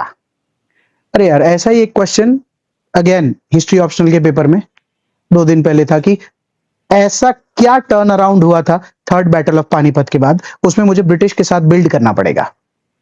खैर, इन 5 मिनट्स फ्रॉम नाउ ये वाला पूरा सीन हुआ. सीन होने के बाद जैसे बोर्ड पे लिखा है, Sadashiv Rao he died in the third battle of Panipat. Shamsher Bahadur he died. विश्वास राव ही डाइड. तो 3 बंदे मरे बैटल ऑफ पानीपत. और उसका ऐसा था कि 28,000 सोल्जर्स का नुकसान हुआ. रॉबरी बाय जट्स, आहिर्स, गुर्जर्स, ये सब हुआ. जैसे आप पानीपत मूवी देखेंगे तो आपको दिखेगा कि नाना साहेब पेशवा उस न्यूज के बाद कि मेरे बेटे का वर्चुअली फर्स्ट टॉप वॉर, मेरे 2 भाइयों का जाना, मेरे बड़े बेटे का जाना, पेशवाओं की अगली लीनिएज का जाना, इमेज पे डेंट, अब कभी दिल्ली अपनी ना होना, मेरे बाप दादा का सपना जाना, शाहू साहब का आखिरी प्रॉमिस का खत्म होना. ही वॉज इन शैम्बल्स कि मराठा तो खेल खत्म, ये सब थॉट प्रोसेस ये वो. And he died due to illness. ऐसा कहते हैं कि जब, अच्छा मैं यहां लिखना चाहिए ना मुझे कि फिर क्या हुआ सर. ये देख, इस थर्ड के बाद second son Madhav Rao will become the Peshwa, na? Guys, Madhav Rao is only 17-year-old. A little less prepared because he was thinking कि भैया जीत के आ जाएंगे तो भैया बन जाएंगे. इनको भी तो शौक है क्योंकि कुछ ही दिन पहले इनके पिताजी भी गए, इनके बड़ा भाई भी गया है, इनके 2 चाचा भी गए हैं और इनको ये कह रहे हैं कि अब से आप पेशवा है. और बैटल ऑफ पानीपत भी हारे. और बैटल ऑफ पानीपत हारने के बाद वो जितना रेड मार्कर है ना, उस रेड मार्कर को वापस लाने वाला हो. ला नहीं सकता, एफर्ट लगेगा, but you know what I am trying to say. Awadh वहीं रहेगा ये. एंड जो बात, जो हिस्ट्री ऑप्शनल को लेकर बोल रहा था, and that is when British got the most confident. अब तू देख क्यों, क्योंकि जब ब्रिटिश इस जगह पर बैठे हैं तो नाना साहेब पेशवा ने उनकी जिंदगी में क्लेश पैदा कर रखा है. फ्रेंच की भी जिंदगी में क्लेश पैदा कर रखा है क्योंकि वो कर्नाटक में भी इंटरफेयर करते तो फ्रेंच मिलते. निजाम की जिंदगी में कर रहा. अब जब नाना साहेब ही नहीं रहे, उनका ही बड़ा बेटा नहीं रहा, और जो सेकंड वाला बेटा है अभी वो तो ग्रूम होगा गेम में कि क्या करना है उसको. तो तब तक इंडिया में एक बात बिल्कुल फाइनल हो गई थी. It was final after the third battle of Panipat that who in the coming century is definitely not going to rule India. And it is very clear that the people who are the most dominant forces till the battle of Panipat, which technically is the Mughals or either the Marathas, they are certainly not going to rule India in the next coming 50-100 odd years.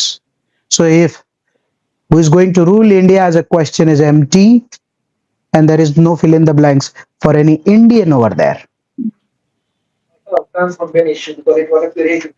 हाँ, also Afghans will be an issue because India में कौन जीता है? Afghans. और अभी Abdali है, 2 साल बाद जाएगा effectively. It won't be an issue because it was a big victory for them. They were also going to remain quiet for a long. हाँ, मतलब Afghans also don't have a problem with that. Ultimately the whole story is being built behind the British sensing an opportunity to go to Delhi, especially it's only been 3 to 4 odd years that they just won the Plassey. और प्लासी की story में तो हमारी previous lecture में बात ही हुई थी। मीर काजिम का आना, मीर काजिम का सॉरी जाफर का आना जाना, काजिम का आना जाना, जाफर का आना जाना। ब्रिटिश उन्हीं को देखे देखे बोल रहा होगा कौन आ रहा है और कौन जा रहा है, तुमको कुछ चाहिए कि नहीं चाहिए। तो बंगाल तो हो ही गया है। और फिर काजिम का जाना, शुजा-उद-दौला का बोलना। और अब तो आप स्टोरी फ्रेम ही कर सकते हैं कि शुजा-उद-दौला को बोल भाई तेरे को क्या लगता है अपने जीतेंगे? शुजा-उद-दौला का बोलना आराम से अभी पानीपत जीता हूं। और शाह आलम को बोलना भाई हमको लगता है वो दिल्ली भी ले लेंगे। ऐसे कैसे ले लेंगे? पानीपत जीता हूं।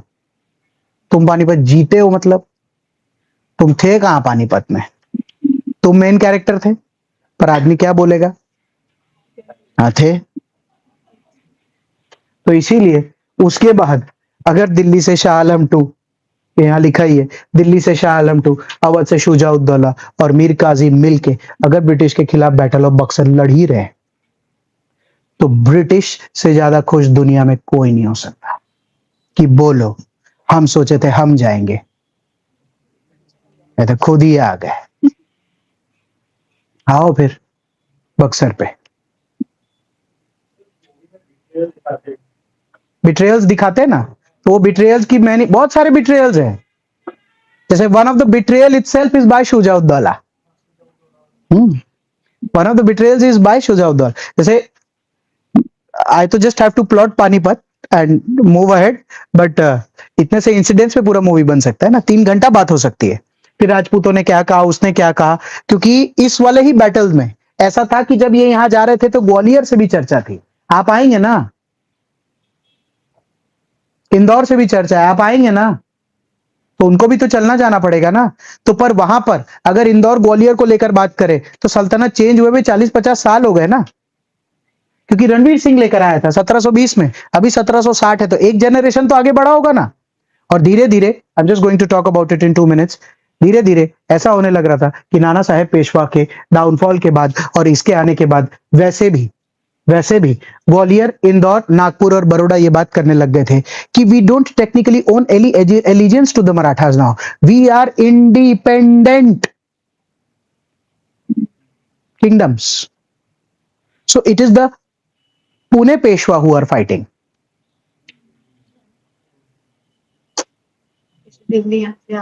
जैसे दिल्ली यहां से यहां हो गया, वैसे हो ही सकता है ना, क्योंकि सबके सरनेम्स भी अलग अलग है। कि अगर पुणे पेशवा बैठता है तो बड़ौदा गायकवाड़ बैठ रहा है, अगर नागपुर बैठ रहे तो भोसले बैठ रहे हैं। तो कैसे चर्चा हो रही थी? गायकवाड़ नहीं लड़ रहा क्या? भोसले नहीं लड़ रहा क्या? इंदौर की अगर बात करें तो सिंधिया नहीं लड़ रहा है, होलकर नहीं लड़ रहा है क्या? और अगर ग्वालियर को लेकर बात करें तो सिंधिया नहीं लड़ रहा है क्या? तो अगर एड्रेसिंग ही इंडिविजुअल लेवल पर किया जा रहा है, लीनियज तो है ही पेशवा का, तो yes, central authority of Pune is going to get undermined, and in 5 minutes from now, in any case, when Madhav Rao will call all of them, they'll be like, अभी तू कौन है? तो एक्चुअली वो पापा, वो बड़े भैया, तो अभी हो गया ना पानीपत, खत्म करो, जो संभल सकता है संभालो। ऐसा होता है, ऐसा हो सकता है। प्लॉट आ रहा है। Okay, moving ahead. So, the impact of the Battle of Panipat on India and obviously on the Peshwas, both things. Political prestige will suffer. Yes, it will. East India Company अब बंगाल पे राज करेगी. Yes, it will. South India पे, yes.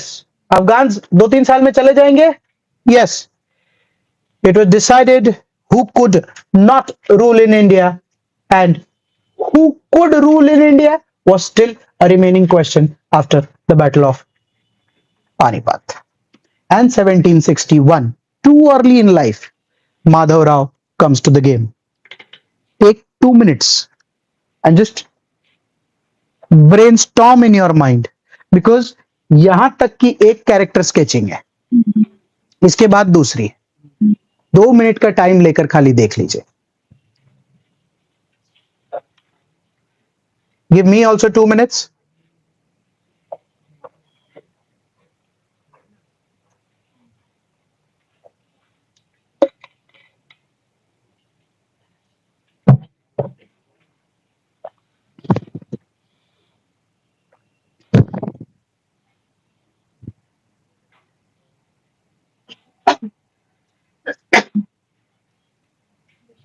Yes, there's a question. जैसे माता बहुत करने जाते थे उनके बैक एंड में पीछे पिंडारी पिंडारी भी आते थे जो बड़ा रोल प्ले करते थे। जैसे पिंडारीज को लेकर अभी बात इसलिए नहीं कर रहे because 1816 1817 I am currently in 1761। Pindaris is basically the fighting community who will support the Marathas, who have always supported the Marathas for a long period of time. But कैसा है कि in history when you Maybe the figures have some support. हाँ, तो जब वो पढ़ाते हैं तो मतलब I'll bring the Pindaris by 1816. Maybe in third battle of in third Anglo Maratha war में मेरे को लाना ही है पिंडारिस। बट जब पढ़ाया जाता है, कैरेक्टर स्केचिंग किया जाता है, स्टोरी का फ्लो लिया जाता है, तो एक टीचर के लिए सबसे चैलेंजिंग पार्ट यही हो जाता है कि किस किस कैरेक्टर को लेना है, कितना खींच सकता हूं, एंड मोस्ट इंपॉर्टेंटली एग्जाम की रेलेवेंसी क्या है, क्योंकि इस पे तो 3 घंटे की मूवी बनाई जा सकती, ज्यादा भी।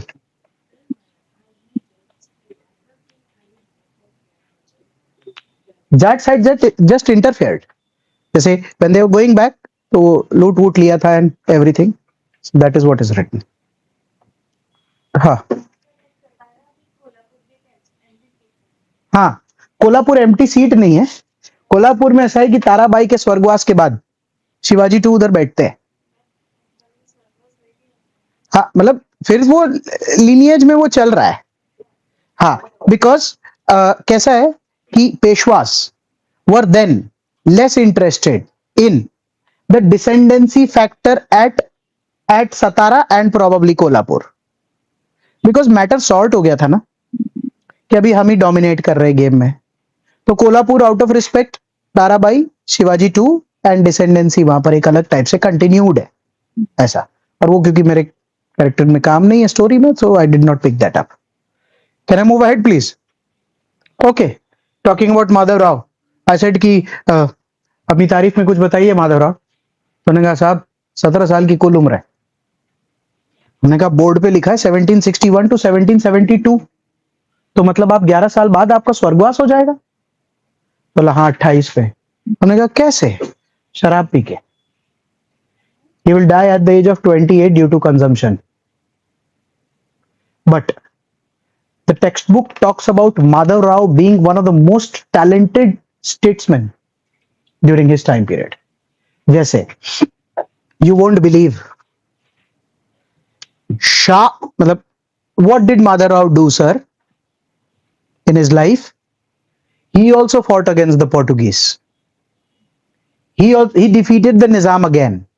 तो मतलब जो मराठा छोटे हो गए थे उन मराठाओं को काफी हद तक एक 17, 18, 20 साल का लड़का बड़ा करने में 4-5 जगहों पर कामयाब हो रहा था। अब आप सोच के देखिए 1761 लिखा है माधव राव का। 1761 में कर्नाटक में हैदर अली है, क्योंकि मैसूर बन के तैयार होगा। तो इसका जो टाइम पीरियड है वो हैदर अली के साथ टसल में ही जा रहा है, क्योंकि हैदर अली को भी मैसूर एक्सपांड करना है। मैं भी हैदर अली होता और अगर मैं इतना डोमिनेंट फोर्स होता कर्नाटक में या मैसूर में, तो मेरा प्लान ये होता है कि मैं अपने आप को और एक्सपांड करूं। अगर मेरे बगल में ही मराठा पानीपत हारा होता तो मैं क्या सोचता, चल मराठा मारते हैं, फास्ट मिलेगा, बड़ा एरिया मिलेगा, सही है। और मराठा का सबसे कमजोर खिलाड़ी है अभी ऑन पेपर, ऐसा लोगों को लग रहा होगा। Guys, he did not lose against Hyder Ali. Hyder Ali was more dominant at that point of time। तो इनको लेकर 4-5 चीजें लिखिए। 11 साल का रूल था इनको। हैदर अली ने ट्रिब्यूट पे किया, इन्होंने निजाम को भी डिफीट किया। वो वाले निजाम नहीं उनका तो स्वर्गवास 48 में हो गया, उनके जो बच्चे पोते लोग आए उसके बाद। उसके अलावा नॉर्थ इंडिया में he defeated the Rohillas, he subjugated the Jats, the Rajputs, that was a good thing and the most landmark moment at that point of time. A year before he died, 1771, he was able to take Delhi as a Maratha king, and he put Shah Alam II in Delhi. This Shah Alam II. ऐसे ही मैंने पूछा कि माधव भाई Shah Alam II किधर थे? तो लोग 64 में बक्सर लड़े थे ना, तो ब्रिटिश ने उखा के उनको फेंक दिया था। हाँ, कहाँ? बोले ब्रिटिश पढ़ाओगे तब बता देना। मैंने कहा हाँ। फिर आपने क्या किया? अरे बोले हमने कितनी मेहनत मशक्कत करके 1771 में दिल्ली लिया। मेरे को तो एक सवाल ही खड़ा हो गया दिमाग में। मैंने कहा एक बात बताओ, 64 में तो दिल्ली ब्रिटेन ले रहा था, तो 71 में अगर आप दिल्ली लेने गए तो ब्रिटेन कहाँ है? तो बोला कि अब भी 1767 में फर्स्ट एंग्लो मैसूर लड़ा है ना, हैदर अली के खिलाफ, मद्रास काउंसिल हारा है। मैंने कहा हाँ। मैंने कहा अब अगर आपने दिल्ली छेड़ दिया है और अगर वर्चुअली ब्रिटिश से आपने दिल्ली लेके शाह आलम II को बिठाया है, तो आपका क्या प्लान है? तो बोले मेरा प्लान तो दिल्ली रखने का ही है। तो मैंने ब्रिटिश से पूछा व्हाट इज द प्लान? तो उन्होंने कहा मराठा।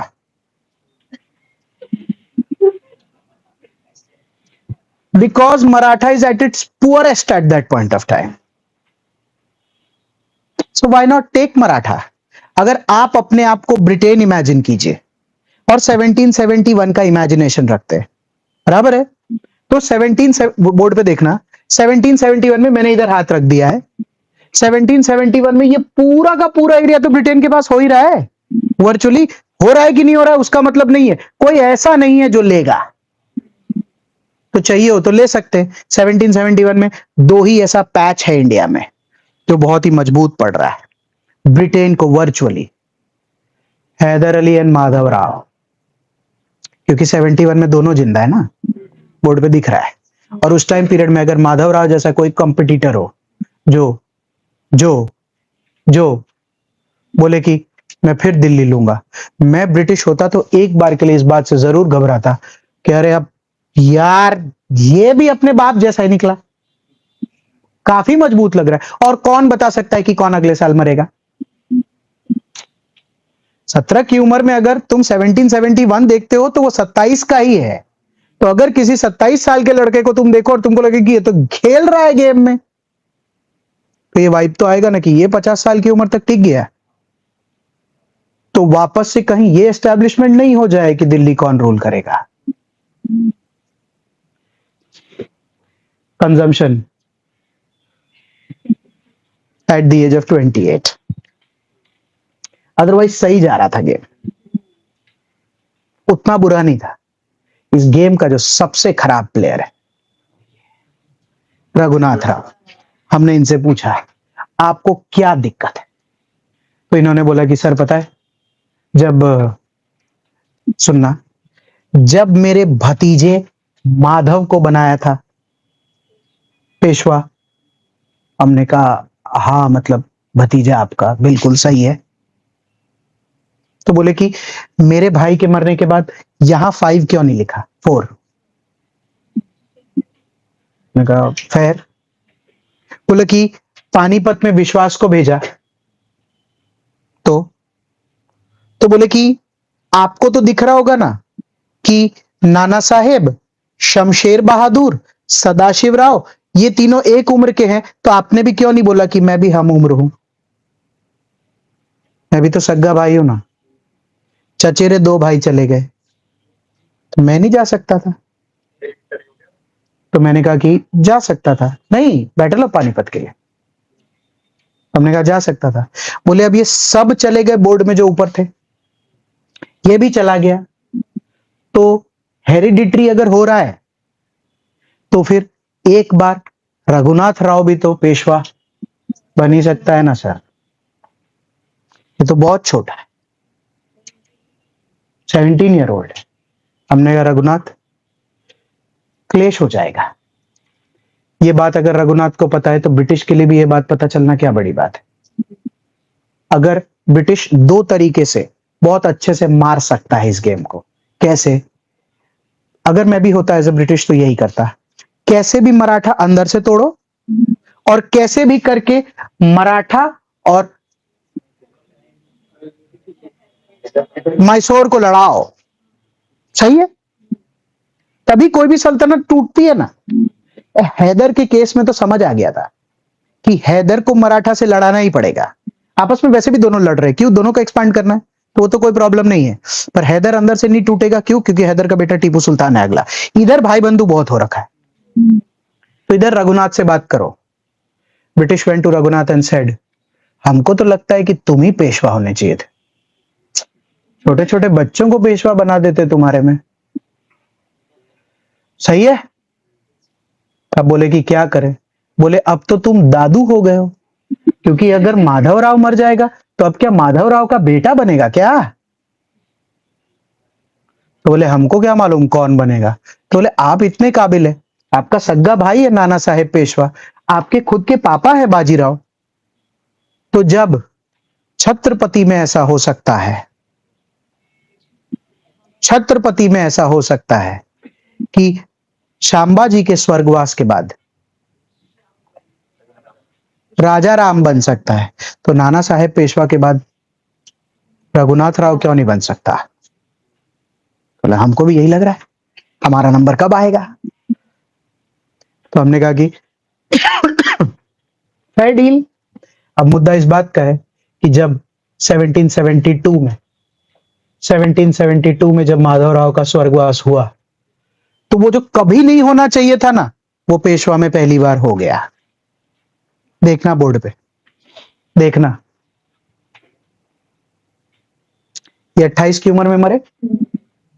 पता है, नारायण राव को पेशवा बनाने की बात होने लगी। रघुनाथ राव जिंदा है।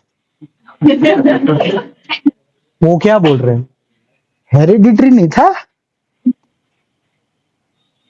तो बोले अगर नहीं, अगर है तो माधव के बेटे को बनाओ, और मान लो नहीं है और नारायण को बना रहे, तो फिर यहीं से करते ना, मैं क्यों नहीं? He was quite experience. अरे अरे बच्चे बन रहे हैं, अंकल हैं और सगे भाई है तुम्हारे बाप के, कोई दूर दराज के नहीं है हम, तो हम क्यों नहीं बन रहे? सारे लोग गांव में ये बात करने लग गए थे of the capabilities of Raghunath Rao also. Guys, it is a mystery, it's written in some of the books and I have written here also. Narayan Rao was killed in 1773. तो अगर ये 72 में मर रहा है और ये 73 में मर रहा है, ध्यान से देखना बोर्ड पे, ध्यान से देखना बोर्ड पे, नाना साहेब पेशवा के तीनों बच्चे मर चुके हैं, रघुनाथ राव जिंदा है। वो क्या बोला, अब उसके 3 चले गए। अब तुम ये मत बोल देना कि उनमें से कोई बच्चा बनेगा, क्योंकि अगर इनमें से कोई भी बच्चा बनता है और वो पेशवा अगर कहलाता है तो मैं उसका दादा हूं। सही है। गांव ने क्या अनाउंस किया पता है? हाँ तो सही है, नारायण राव का जो बेटा है सवाई माधव राव, अब वो पेशवा बनेगा। तो सवाई माधव राव ने जब फोन किया रघुनाथ राव को, तो क्या बोलेगा, दादू? तो बोलेगा और बनाओ, मेरा नंबर कब लगेगा? अब अगर ऐसा लीनिएज फॉल होगा, तो अगर मैं ब्रिटिश होता तो मैं रघुनाथ राव को पक्का कॉल करता। किस बात के लिए? कि what, why? So guys, plotting on the board now. So guys, plotting on the board now, the first Anglo Maratha war, the first Anglo Maratha war, where Sawai Madhavrao, Sawai Madhavrao He will die in 1795, right? अरे इनको कब आए वो तो लिखना ही भूल गया. 1773.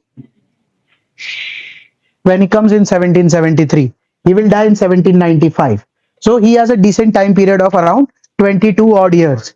ऐसा है, ध्यान से समझो इस बात को कि ये भी बहुत ज्यादा केपेबल नहीं है. हमने इनसे पूछा कि अभी आप कैपेबिलिटी क्यों नहीं होल्ड कर रहे, तो बोले अभी तो दादाजी भी है. मेरे पापा गए, सगे दो ताऊजी गए और मेरे को बना दिया है, और मैं तो नारायण राव का बेटा हूं. ऑन पेपर तो हमारे पिताजी पेशवा भी नहीं है.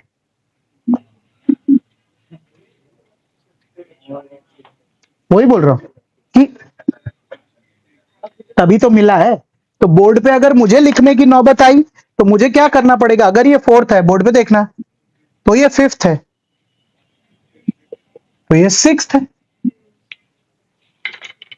और उस टाइम पीरियड में पुत्र मोह का कॉन्सेप्ट तो समझते ही हैं. उसी पे हिंदुस्तान में महाभारत हो चुकी है. धृतराष्ट्र के हिसाब से मेरा बेटा दुर्योधन ही राजा होना चाहिए. तो यार रघुनाथ राव का बेटा भी तो बाजीराव 2 जिंदा है ना. तो आखिर अगर इसको दादा बुला रहे हैं तो ये क्या बोलेंगे एक बार के लिए? अच्छा चलो मैं नहीं बना, हमारे पोते बन गए, तो हमारे बेटे क्या काबिल नहीं है? उनको क्यों नहीं?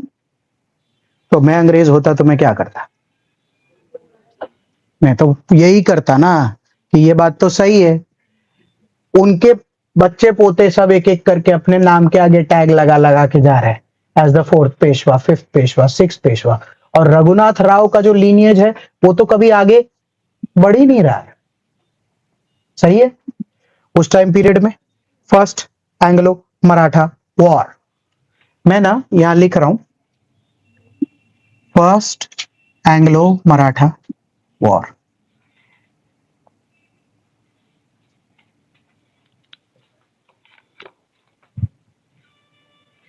It starts with the Treaty of Surat and ends with the Treaty of Salbai, 1772 या 20 years पीस है ना. हाँ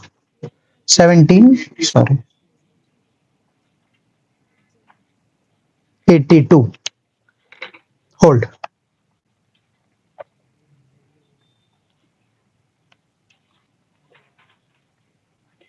It is 1782 Treaty of Surat. Raghunath Rao gave Baseen Fort, Salsette Islands to British and took Pune instead. I am saying something, please listen. I am saying in the Treaty of Surat, Raghunath Rao British को, अगर सादी हिंदी में बात करें तो उनको वसई दे दिया, उनको मुंबई दे दिया कि आप लोग ट्रेड कीजिए, और उसके बदले में उन्होंने ब्रिटिश से पूना ले लिया. उस दौरान ट्रीटी ऑफ सालबाई में एक बात की चर्चा हुई कि हम कसम खाते हैं, आई रिपीट, ब्रिटिश सेड कि हम कसम खाते हैं कि फॉर द नेक्स्ट 20 years हम किसी भी तरीके से मराठा में किसी भी प्रकार का इंटरफेरेंस नहीं करेंगे. और थर्ड, इसमें तो मैंने बात किया लेन देन हुआ इस ट्रीटी के तहत, थर्ड, अगर कभी भी मराठा का हेल्प लगा ब्रिटिश को, तो you have to help the East India company in the next 20 years whenever they need help. Question. 11 years later, there is going to be a war. The third Anglo-Mysore. Hyder Ali, 11 years later. Fair? Hyder Ali is going to lose half of his territory. Hyder Ali is going to pay 3.3. Tipu Sultan, my bad. Tipu Sultan is going to pay 3.3 crores. He is going to lose half his territory. There is going to be a Treaty of Srirangapatnam. Who is going to help British in the third Anglo-Mysore? Maratha and Nizam. We talked about it in the previous lecture. तो जब यहां टीपू के साथ लड़ेंगे ना, तो इधर से मराठा उतरेगा, इधर से निजाम उतरेगा, इधर से ब्रिटिश उतरेगा, टीपू गया। That is the plan, that is the plan. So इसीलिए रघुनाथ राव के साथ की जो ट्रीटी है वो जब 1782 में होती है, इतना माहौल पक गया होता है, इतना माहौल पक गया होता है कि नाना फडणवीस खुद इस बात से बहुत परेशान रहते हैं कि जब सवाई माधवराव 1773 से बैठे हैं, उस बात को 10-11 साल हो गए, 10 साल हो गए ना, करीब 9 साल, इतने साल से बैठे, तब भी रघुनाथ भाई आज तक आपको इसी बात की प्रॉब्लम है कि आप क्यों नहीं बने, आपका बेटा बाजीराव 2 क्यों नहीं बना, और पता नहीं कब क्या होगा। तो उन्होंने बोला मेरे को उससे कोई लेना देना नहीं है, let's sign the treaty of Surat, the treaty of Salbai, let's give Basin, let's give Vasai, let's give Bombay, everything to the British that they want, I need Pune, that's about it। बोला कि अब तो कोई उपाय है नहीं। फडणवीस को लेकर बात करूं, जैसे इनकी तारीफ में काफी चीजें लिखी है, इनके बारे में कहते हैं कि ये बहुत ही स्ट्रॉन्ग स्ट्रैटेजिस्ट थे उस गेम के। जब ये छोटा सा बच्चा बना था ना सवाई माधवराव, है ना, क्योंकि पोता बन चुका है, तो तब तक में फडणवीस का ऐसा था कि वो सबसे सही, वो वजीर वाला सिस्टम अजीब लग रहा है नहीं, पेशवा का भी एक पेशवा आ गया है, इतना पेशवा खुद छत्रपति जैसा हो गया है। तो फडणवीस उस टाइम गेम पर किताब भी मेंशन करता है कि बहुत तगड़ा संभालते थे इस गेम को, और नेगोशिएशन में इधर उधर जाने नहीं देते। फडणवीस की जिंदगी की 2 ही प्रॉब्लम थी, रघुनाथ राव और उसके बाद बाजीराव 2, रघुनाथ राव और उसके बाद बाजीराव 2। एकदम मन नहीं मानता था। बाजीराव 2 की तारीफ में तो मेरे को कोई बात नहीं करनी है। निहायत ही इनकेपेबल, शराबी आदमी, did not understand anything, he used to boast of the name that he was given. पूरी जिंदगी इसका यही मानना था तो मेरे पापा बनने चाहिए थे, मेरे पापा बनने चाहिए थे। इसके पापा का यही मानना था जब वो बूढ़े हो गए, मेरा बेटा कब बनेगा, मेरा बेटा कब बनेगा। मतलब इतनी हद पार हो गई थी। मैं तो आगे बढ़ रहा हूं स्टोरी में कि अगर मुझे सवाई माधवराव में 6th लिखना पड़ रहा है ना गाइस, तो जब सवाई माधवराव वहां पर 1795 में मरता है ना, अल्टीमेटली रघुनाथ राव का जो बेटा है बाजीराव 2, वही नया पेशवा बन के तैयार होता है। तो रघुनाथ राव वर्चुअली जीते तो सही ना कहीं ना कहीं। अच्छा, एक बात रह गई फर्स्ट एंग्लो मैसूर के मराठा के बाद, जैसे 5 स्टेट्स इंडिपेंडेंट हो चुके हैं अब, ब्रिटिश 5 में अलग अलग तरीके से इंटरफेयर करेगा, अलग अलग तरीके से उनको संभालेगा, अलग अलग तरीके से उनको मात देगा। मैंने 5 से पूछा लीनिएज को लेकर आप में से किसी की एक दूसरे से बनती नहीं है? बोले अभी रुको थोड़े दिन, लड़ना भी बाकी है। मतलब लड़ना बाकी है मतलब क्या? जब बाजीराव 2 आएगा, ये तो बंदा फिर भी समझता है, ये बंदा इसीलिए समझता है क्योंकि नाना फडणवीस ने इसको बोला है कि अगर अपने 5 टूटे अपने गए, फर्स्ट एंग्लो तो हो ही चुका है। और नीचे नाना फडणवीस ध्यान से देख 1800 में जा रहा है, तो 1799 में तो इसने मरते देखा ना टीपू सुल्तान को। इसने अपने सामने फर्स्ट एंग्लो मराठा देखा, इसने अपने सामने थर्ड एंग्लो मैसूर देखा, इसने अपने सामने फोर्थ एंग्लो मैसूर देखा, टीपू सुल्तान को मरते देखा, इसने सवाई माधवराव को मरते देखा। सोच 5 साल तक इसने सर्व किया है बाजीराव 2 को।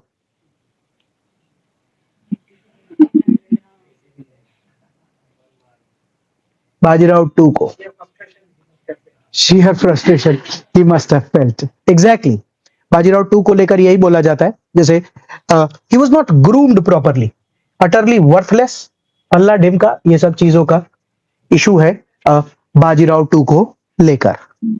सुनते हैं स्टोरी में एक कॉम्प्लिकेटेड सा पार्ट है, उसको थोड़ा चल आसान बनाने की कोशिश करता हूं। I am done with the first Anglo Mysore and I'm moving to the second one। I have to introduce a character a little bit, can't talk about him much, but later definitely। Okay, सुनो बाजीराव 2 अपनी जिंदगी में बाजीराव 2 ने एक बंदा है, उस बंदे का नाम है वेलेस्ली। कॉर्नवालिस के बाद ये हिंदुस्तान आए थे and is the governor general बोलते हैं, वाइस रॉय बोलते हैं, मतलब सब कुछ ऑफ हिंदुस्तान थे। वेलेस्ली ने टीपू सुल्तान को मार दिया था, क्योंकि 1798 में ये आए थे शायद, या 99 में, उतना नहीं पता, but he fought the fourth Anglo Mysore.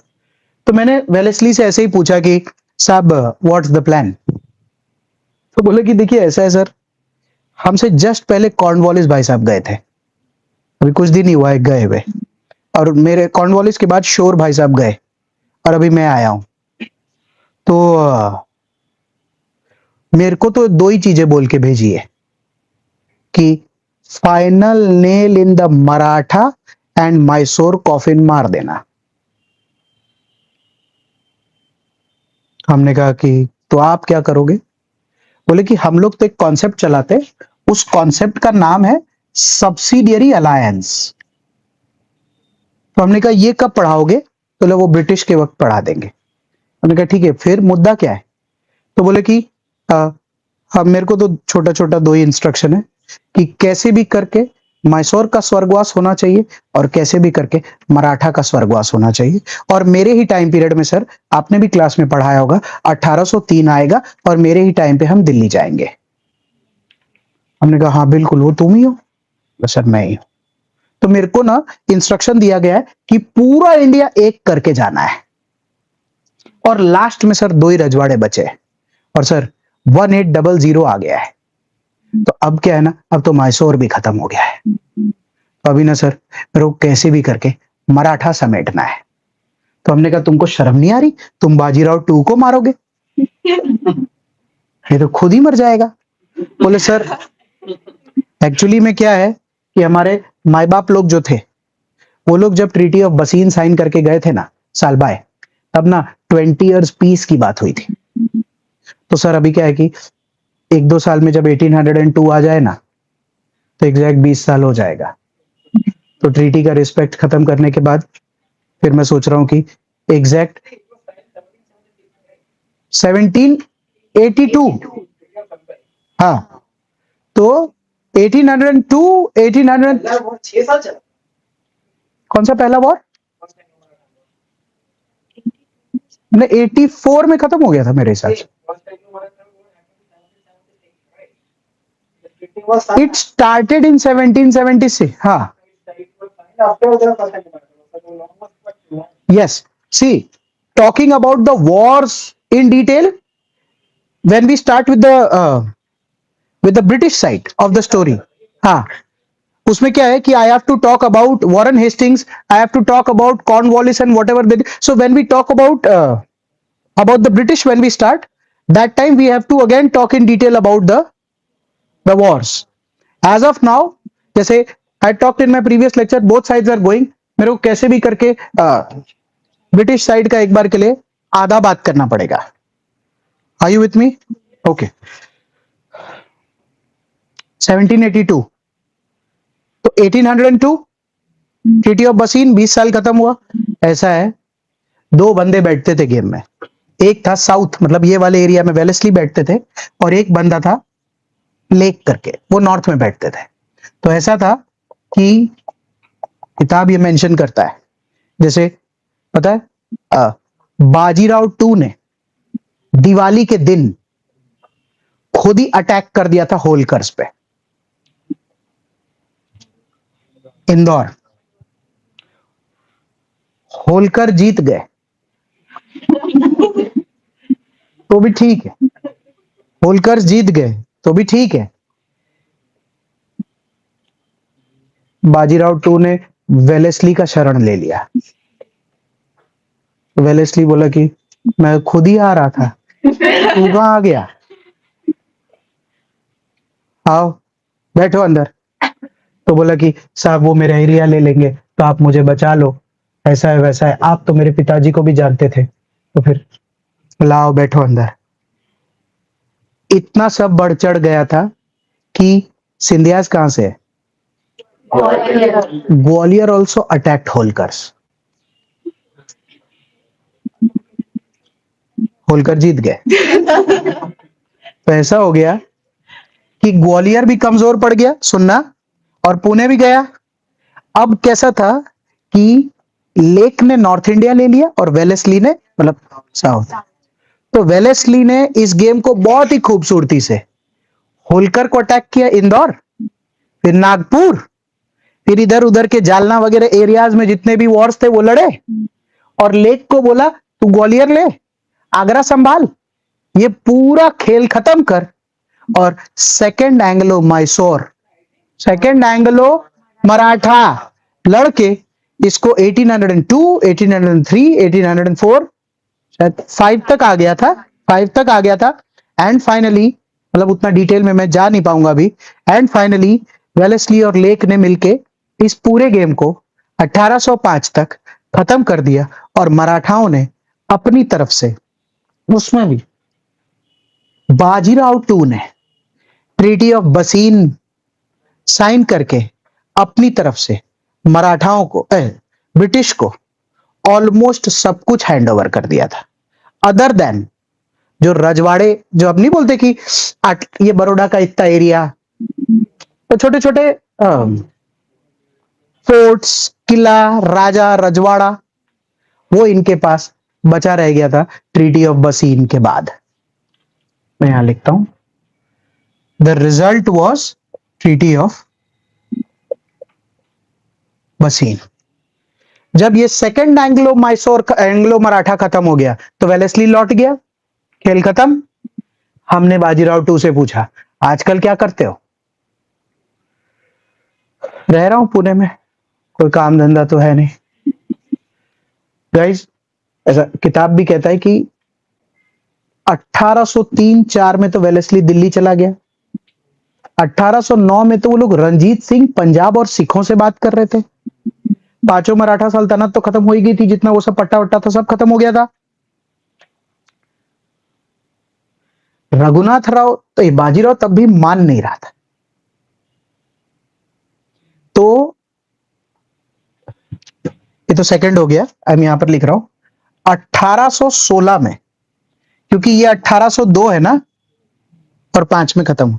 1816 में फिर से एक बार के लिए एक चर्चा उठी कि क्यों ना हम लोग मिलके ब्रिटिश को निस्तो नाबूद कर दे। उसमें पांचों मराठा एक साथ थे, और एक्चुअली में वो सुरीली अखियों वाले, वो मूवी देखा है सलमान खान, वीर, उसी में वो पिंडारीज है। So they are the horsemen who fight wars very diligently. They are the ones who said and talked ki if at all given a chance and strategy and everything, so we can definitely win against the British. Guys, 1816 में तो British was beaming with confidence. वही बोल रहे कि हराना था तो या तो 1 में कुछ करते या 2 में, मतलब मैं तो इतना डिटेल में नहीं जा पाऊंगा, इतना सा लिखा है किताब में, आप पढ़ भी सकते हैं कि वेलेस्ली खुद ही टुकड़े टुकड़े में सबसे लड़ रहा था कि आज सिंधिया से जाना है, परसों होलकर का है, तो उसको एंग्लो मराठा क्यों बोल रहा है? पर क्योंकि सामने के ओपोनेंट में सब मराठा लीनिएज है, तो ब्रिटिश अब, हाँ what, Baroda sided with the British. हाँ, I did not want to talk about it, इसलिए मैंने बोला कि पढ़ लेना कि Baroda did not fight that war, Second Anglo-Maratha. There was no war in Baroda. Gaikwads were with the British. तो ये सब के अलग अलग जगहों के अलग अलग चैलेंज, इतना डिटेल में अपने को नौबत नहीं आती पढ़ने की। Taking the story forward, third Anglo Maratha 1816, 5 versus Pindari, plus Pindari versus British east India company at its peak. ये तो ऑफ टॉपिक है बट पढ़ाना जरूरी है। फ्रांसिस राउडन होस्टिंग्स करके एक बंदा आएगा, हेस्टिंग्स, वो ये वॉर लड़ेगा 1814-15 में। अभी उसने नेपाल को इंडिया में मर्ज किया था, 1814-15 में उसने नेपाल को इंडिया में मर्ज किया था ट्रीटी ऑफ सगौली साइन करने के बाद। और 16 में उसी आदमी से जाके सब भिड़ लिए कि हमको भी वापस चाहिए। अरे देश बड़ा हो रहा है, नेपाल वेपाल ले रहे हैं, तुम क्या वापस से लेने के लिए आए। 18-19 में देखो रिजल्ट की कोई चर्चा नहीं करनी है, पर एक चर्चा सबसे इंपॉर्टेंट एज अ टीचर मेरे लिए है कि बाजीराव 2 वो वॉर हार गया। तो अब आप बोर्ड पे ध्यान से देखना प्लीज, मेरे बहुत काम का है। बाजीराव 2 सेकंड एंग्लो मराठा लड़ा, बाजीराव 2 ही थर्ड एंग्लो मराठा लड़ा, हार गया, और थर्ड एंग्लो मराठा के बाद बाजीराव 2 को पुणे से उठा के ब्रिटेन ने बित्तूर भेज दिया। ये बित्तूर क्या है सर?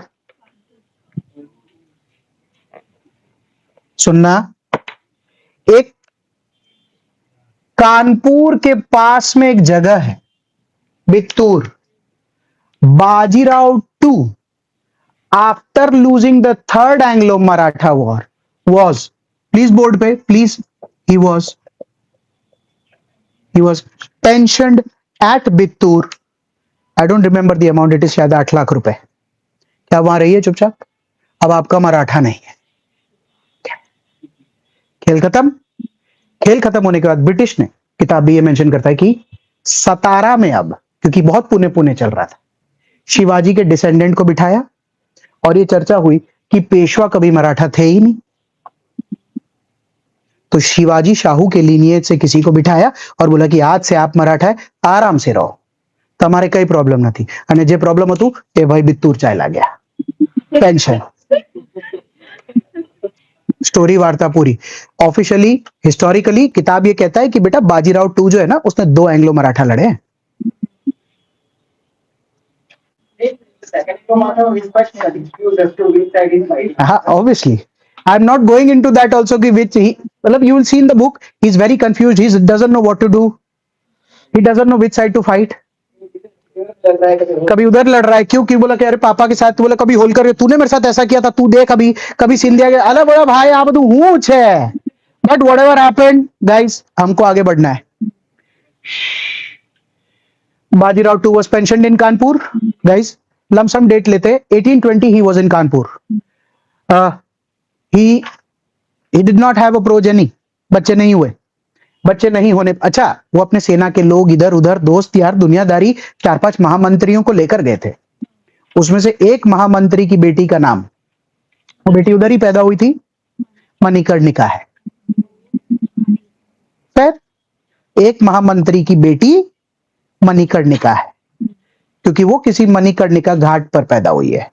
और उसी टाइम पीरियड में जब बाजीराव वहां शिफ्ट हो गए हैं, क्योंकि इनको बालक नहीं हुए, तो इन्होंने भी एक बच्चे को अडॉप्ट किया है, और उस बच्चे का नाम नाना साहेब पेशवा रखा है। क्योंकि बाजीराव 1 के बच्चे भी नाना साहेब पेशवा है, तो बाजीराव 2 के बच्चे का नाम भी नाना साहेब पेशवा है, और वो अडॉप्टेड है। सुनना, कानपुर के नाना की मुंह बोली बहन छबीली थी, यही वो कानपुर के नाना हैं, क्योंकि बित्तूर ही कानपुर है, तो इसीलिए कानपुर के नाना की मुंह बोली बहन छबीली थी। तो जो लड़की है जिसका नाम मणिकर्णिका है, उसी को प्यार से छबीली बुलाते हैं। तो इसीलिए नाना साहेब, और मैं बोर्ड पे लिख रहा हूं, और उसकी सिस्टर है ना मणिकर्णिका,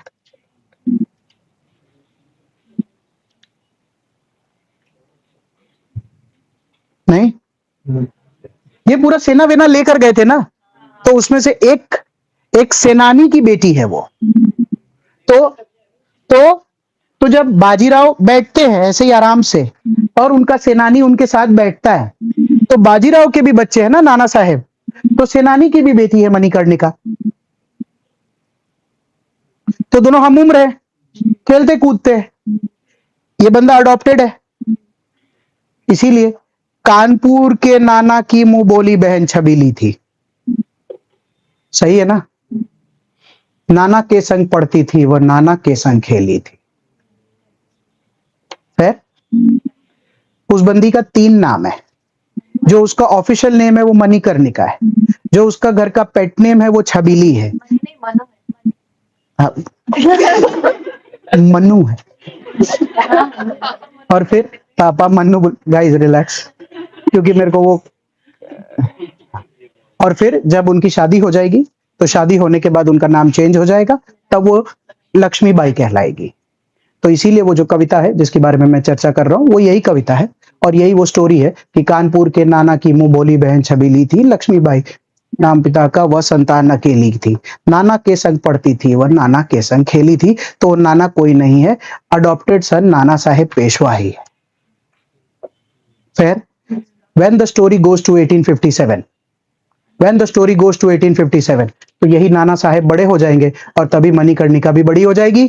सुनते जाना, जब वो बड़े हो जाएंगे 1854 डलहौजी डॉक्ट्रिन ऑफ लैप्स, कि आज के बाद अगर अवैध तरीके से किसी भी जगह पर कोई भी इंसान का या कोई भी रजवाड़े में किसी का भी बच्चा हमसे बिना पूछे अगर अडॉप्टेड है और उनके स्वर्गवास के बाद अगर वो रजवाड़ा लेता है तो वो रजवाड़ा उसके बाद हमेशा के लिए ब्रिटिश का हो जाएगा। ये इन्फॉर्म करना भूल गए थे ब्रिटेन को या ब्रिटिश को कि अडॉप्टेड है, कागज पत्तर में दिक्कत, बराबर है। तो कागज पत्तर में जब दिक्कत आ गई तो ब्रिटेन ने डॉक्ट्रिन ऑफ लैप्स के थ्रू नाना साहेब पेशवा को उनके रजवाड़े से अलग कर दिया। उसी टाइम पीरियड में रानी लक्ष्मीबाई तो आराम से झांसी की रानी बन के बैठी थी, पर मुद्दा इस बात का था कि उनका भी एक गर्भ का बच्चा का स्वर्गवास हो गया था, और उनका जो बच्चा था वो भी अडॉप्टेड था।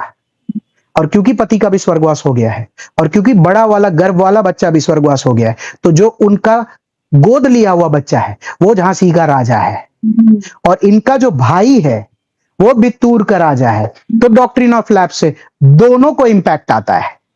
वो जो बच्चा है जो रानी साहिबा के पीछे लटका हुआ है, वो बच्चा अगर बोलता तो वो इनको मामा बोलता, मुंह बोली बहन है ना। तो इसीलिए मेरे भाई का भी रजवाड़ा चला गया, मेरे बच्चे का भी रजवाड़ा चला गया, तो इसीलिए रिवोल्ट ऑफ 1857 तो होगा। और रिवोल्ट ऑफ 1857 में इसीलिए तीन ही कैरेक्टर्स अभी मेरे काम के, बहादुर शाह जफर 1857 में रिवोल्ट ऑफ 1857 तो लड़ेगा, रानी लक्ष्मीबाई अपने बुंदेलिया अपने झांसी के लिए 1857 लड़ेगी, और Nana Saheb Peshwa the virtual ruler of the Marathas wanting to get back his pension, क्योंकि डॉक्ट्रिन ऑफ लैप्स के तहत हम आपके पिताजी को कसम दिया हुआ या उनको जो पेंशन मिलता था ना वो आपको देंगे ना आपको रजवाड़ा मिलेगा, you are a common man now. और उसके तहत ये भी लड़ेंगे, रानी लक्ष्मी भी लड़ेगी, बहादुर शाह जफर भी लड़ेंगे, और धीरे धीरे कैरेक्टर स्केचिंग में और जो जो बंदे होंगे वो सारे लड़ेंगे, और तब हम लोग one fine day revolt of 1857 plot करेंगे। बाजीराव टू को वहां का राजा थोड़ी बनाया था। He was given Bittur. It's a small city. You get a mahal. You are pensioned over there. मतलब you mahal a house. मतलब it's like a mahal only. That's how the story will unfold in 1857. So obviously when I talk about 1857 and when I plot 1857, तब मैं ये बातें फिर से करूंगा. I just want students to have that small level of recall value कि हाँ याद आ रहा है. क्या बोल रहे हैं वो तो मैं बोर्ड पे पूरा प्लॉट करूंगा ही करूंगा, उसके बिना नहीं हो सकता है। Fair? So इसीलिए I said this is one part of Maratha story and this is the second. ऐसा। If at all this has gone a little faster, that's because I had nothing much to talk about of, yeah, probably I skipped a little of in detail the Anglo-Maratha War 1, 2, क्योंकि इतने सारे लोगों को आपस में लड़ा था, इससे लड़ा था, उससे लड़ा था, ये हुआ वो हुआ। हिस्ट्री ऑप्शनल होता तो फिर भी बात कर लेते। हमको ये प्लॉट होना चाहिए दिमाग में कि फर्स्ट हुआ है तो 1782 में खत्म होता है, 20 साल की शांति है, 20 साल की शांति के बाद सेकंड होता है, सेकंड होने के बाद सब कुछ खत्म है। 1816-17 में कोई जोश नहीं है, बट थर्ड वाला इसीलिए होता है क्योंकि पिंडारी आकर बोलते हैं अपने बिल्कुल खेल लेंगे, थर्ड वाला भी खत्म होता है। फिर पूरी स्टोरी बित्तूर शिफ्ट होती है, और फिर उसके बाद डलहौजी, मतलब तो पढ़ाना है मुझे 1854 doctrine of lapse by Dalhousie, और फिर उसके बाद अडॉप्टेड लोग नहीं कर सकते, and then the revolt of 1857 by Nana Saheb and Rani Lakshmi as one of the main figures during that point of time. Fair deal? Okay. Thank you for your patience.